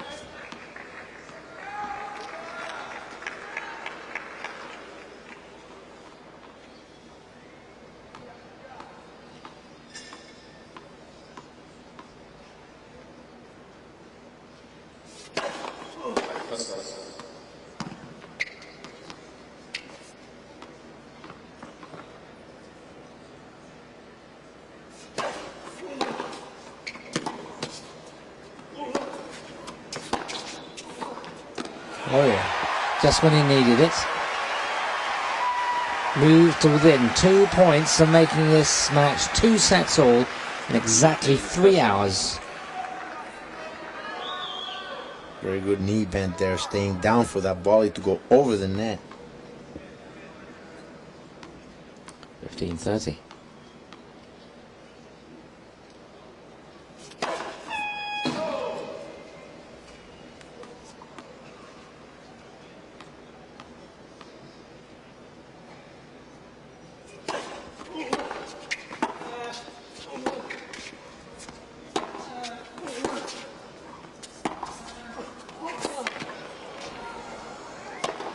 Oh, great point by Schalken. Absolutely wonderful, isn't it?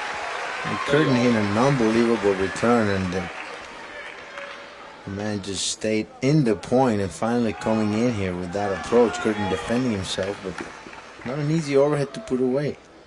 30 all. Just over 3 hours out here.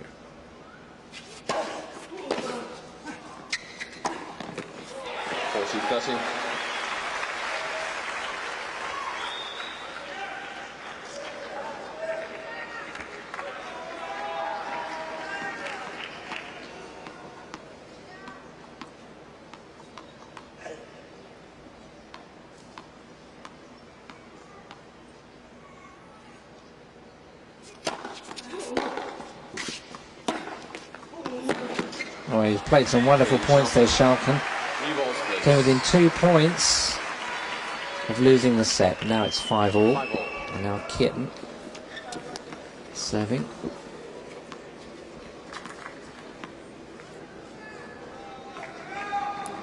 Tense finish, maybe. Every game now set. critical.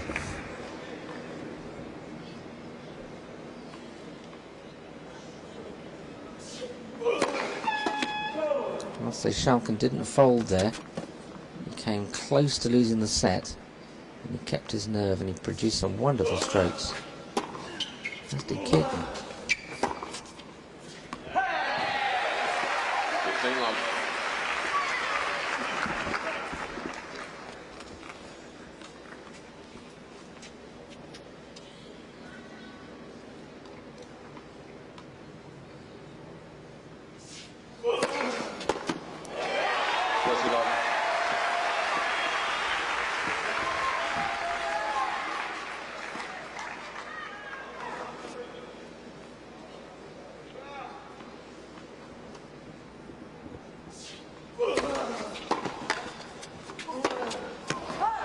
A little too aggressive there. 15.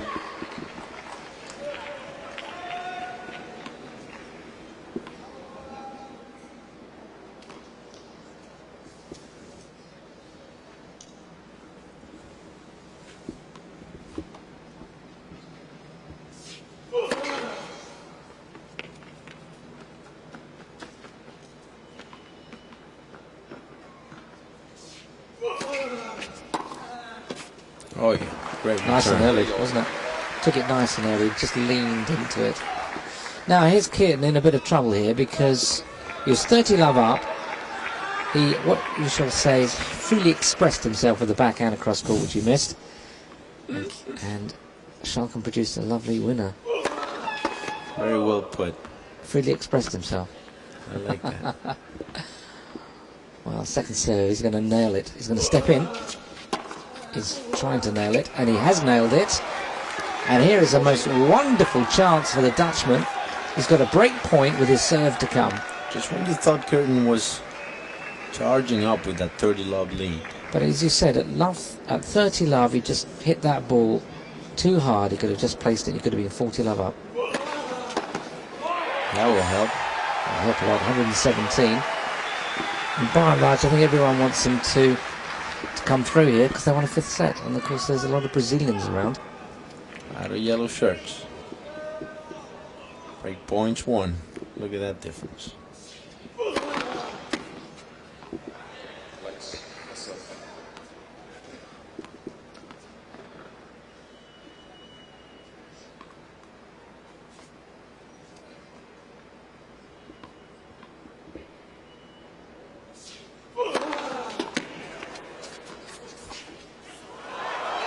Oh, that was the lightest of touches. My God, it's Pretty unnecessary risk there.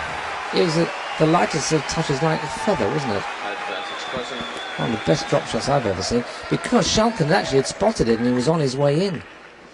Yep, he telegraphed it. Kuerten has a chance now for 6-5. Has to produce a big first serve here. Yeah, it was big, all right.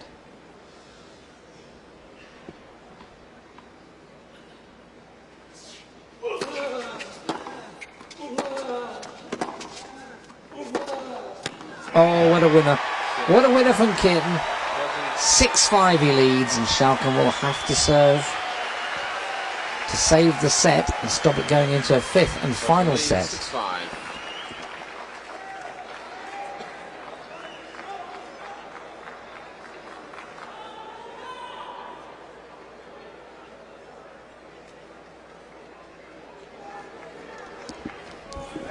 And this has turned out to be quite an interesting match here with Schalken leading most of the way, but now Gustavo Kuerten very close to evening things up at 2 sets apiece. Anything can happen. What a show of grit. Yeah, for the Brazilian, who is not going through the best phase of his career, but leaving it all out there. Lost the second set when he could have won and had set points with his serve, and the tiebreaker ended up losing 8-6. Comes back to win 7-5 in the second set, in the third set tiebreaker, excuse me, and now up 6-5.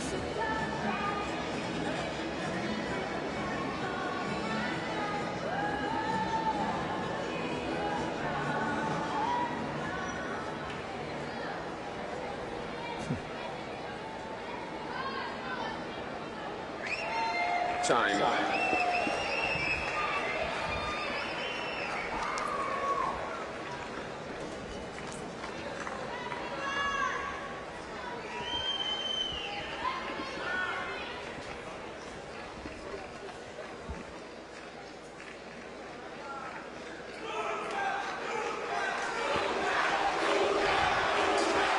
Guga, Guga, they cheer.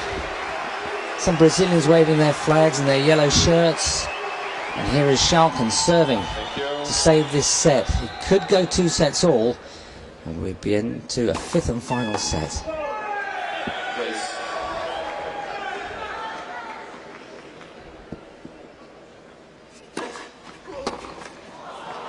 Just a little impetuous from the Brazilian. I think he just needs a little bit of patience here. I think Schalken could do the work for him.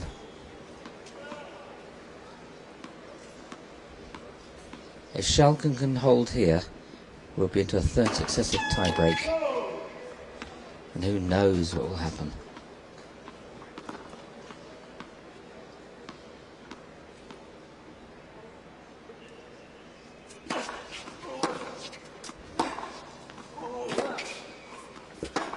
Oh, amazing from Schalken.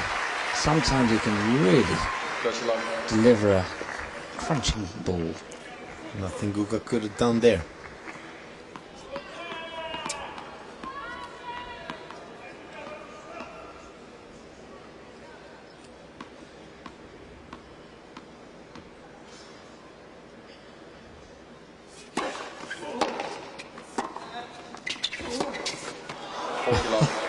Well, Schalken hopefully sort of strolled up to the net. Not That's the right term. Not full of confidence, and Gustavo must have again caught Schalken in his vision and missed. He went for too much. He just didn't look confident as he went to the net, but it worked. 40 love. Well, it's only his fourth ace of the match in 3 hours and 9 minutes. We're into another tie-break. As you quite rightly predicted, Nick, this was going to be a long match. You said that 3 hours and 8 minutes ago. We've been proved absolutely right. And here is Kuerten serving. And he can't afford to lose the set, otherwise he'll be out of the championship. Starts off with a 120-mile-an-hour serve. That will help his cause. And we've seen in the previous 2 tie breaks that Schalken has produced a double fault. And in the last tie break he missed 3 easy shots.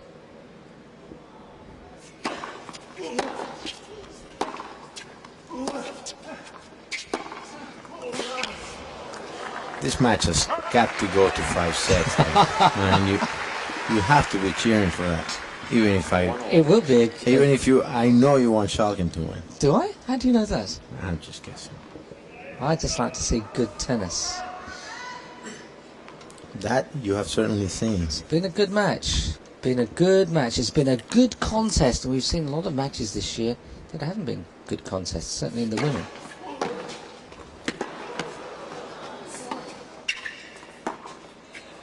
Oh, beautiful. That must be the first lob of the match. I can't remember a lob in this match. Kuerten hit a couple, but Schalken got to them.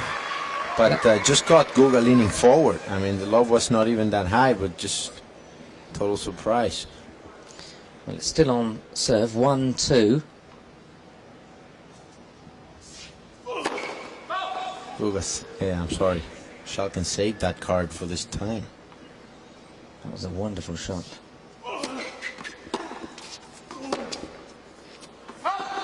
And he has the mini break, has Schalken. Kuerten, one more serve. Schalken, as cool as you like. Hardly any expression on his face. As for Gustavo Kuerten, always fun, isn't he? Big personality.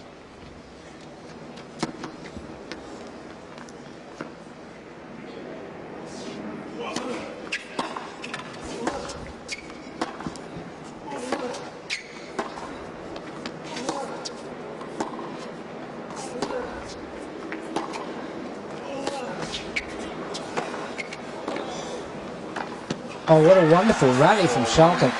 And Nick Schalken has hit top form right at the right time. He's produced some wonderful shots, volleys, forehand cross-court winner, and of course that wonderful lob. That was a huge point for Schalken. He hit another topspin volley and finally finishing up with a underhand volley there. But doesn't it go to prove if he's really positive, really believes? Look where he is, 4-1 up with a double mini break. Well, it's easier from the outside. Of course it is.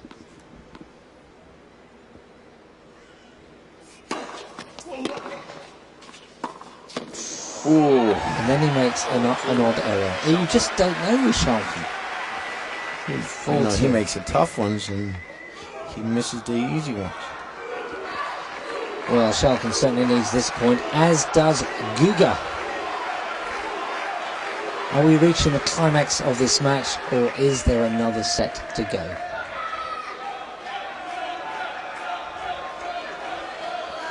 Round they go.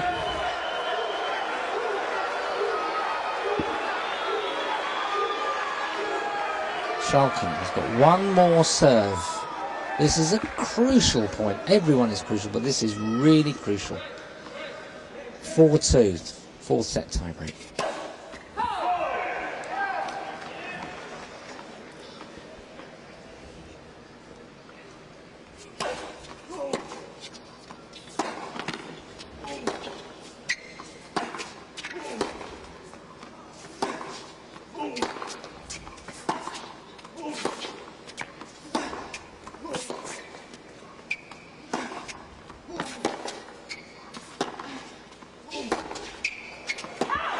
just out from Guga, and Schalken is just so positive on his shots, really hammering that forehand of Kuerten. 5 of his 6 shots right on the Kuerten forehand.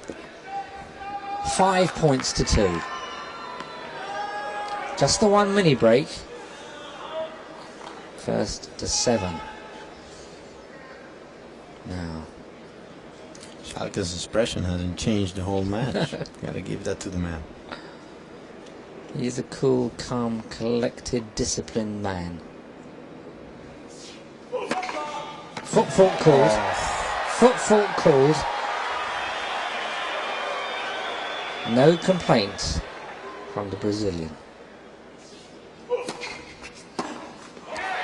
How big was that call? Oof. Plus it was an ace too. Well, at this point coming up, talking about big. Well, this will give, if Schalken won it, 3 match points. We just don't feel this match is over, this one. 5-3 to Schalken. Kuerten serving.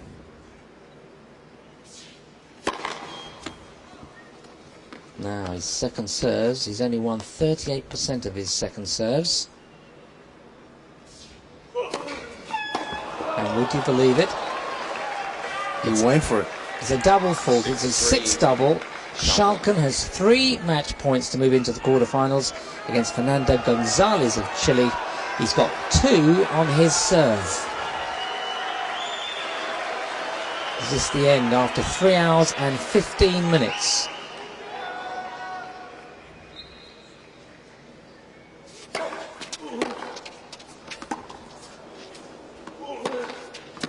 That's 1 saved. Is a twist and a turn at every point towards the end of this match, if it is towards the end. He's still got 2 match points. 1 on his serve now, and if he doesn't succeed, then Kuerten's serve. But he wants it here. This is it. What he's worked for 3 hours and 15 minutes, right here.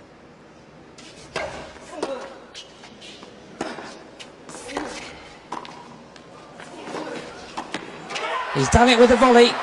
Schalken is through to the quarterfinals of this year's US Open Championships. He's put out Gustavo Kuerten, 3 times the French Open champion. 6-3, 7-6, 6-7, 7-6, winning the final set tiebreaker, 7 points to 4.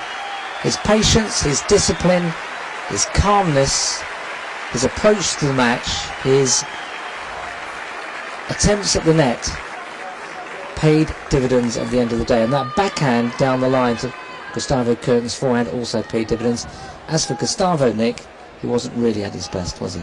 I don't think so, but I mean, all credit to Schalken. He deserved to win. I mean, he's been at this position before, and he needs to redeem himself, especially in front of you, who told me that he couldn't close up the matches. But, you know, I'm glad for him. He played really, really well. He took it to Gustavo Kuerten like nobody has taken it to him this week. And like you said, you know, Kuerten was not at his best. He's coming back from an injury still. It's a tough thing to come back from. He's still not confident enough, and he's not in his best surface. But all credit to Schalken, who now faces a tough challenge in Fernando Gonzalez, who just stepped over Arnaud Clément on France. And we have the match summary here, and 75% is a big first serve percentage, although the fastest one was 109 miles per hour coming from Schalken, and pretty much the same numbers in winners, 10 more and 4 errors for Gustavo Kuerten, but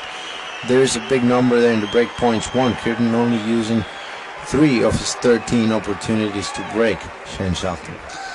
Well, just one thing about Schalken, he deserved that final set tiebreaker because he was positive, because maybe at the final end of this match he believed he could win. And isn't it ironic that he finished the match with a backhand volley, probably the weakest area of his game, and there it was. That was the winner.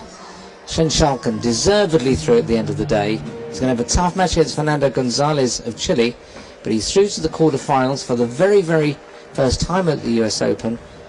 And also in his half of the draw is Cella, Roddick, Sampras and Haas. But today action. Schalken of Holland is through to the last 8, beating Gustavo Kuerten in 4 sets. From Nick Pereira and myself, Dave Loddy, it's a very good evening to you from New York. Ladies and gentlemen, that concludes the day's session matches at Arthur Ashe Stadium. We ask that you leave as quickly as possible so that we may prepare for the night's session. You are invited to check out the matches elsewhere on the grounds. If you are leaving, we thank you for coming and hope you've enjoyed your time at the 2002 U.S. Open. This evening's featured matches are Daniela Hanchikova versus Serena Williams, followed by Pete Sampras versus Tommy Haas. The first match will begin at 7:20 p.m. Once again, ladies and gentlemen, thank you for coming. Please travel carefully and arrive at your destination safely. Good evening.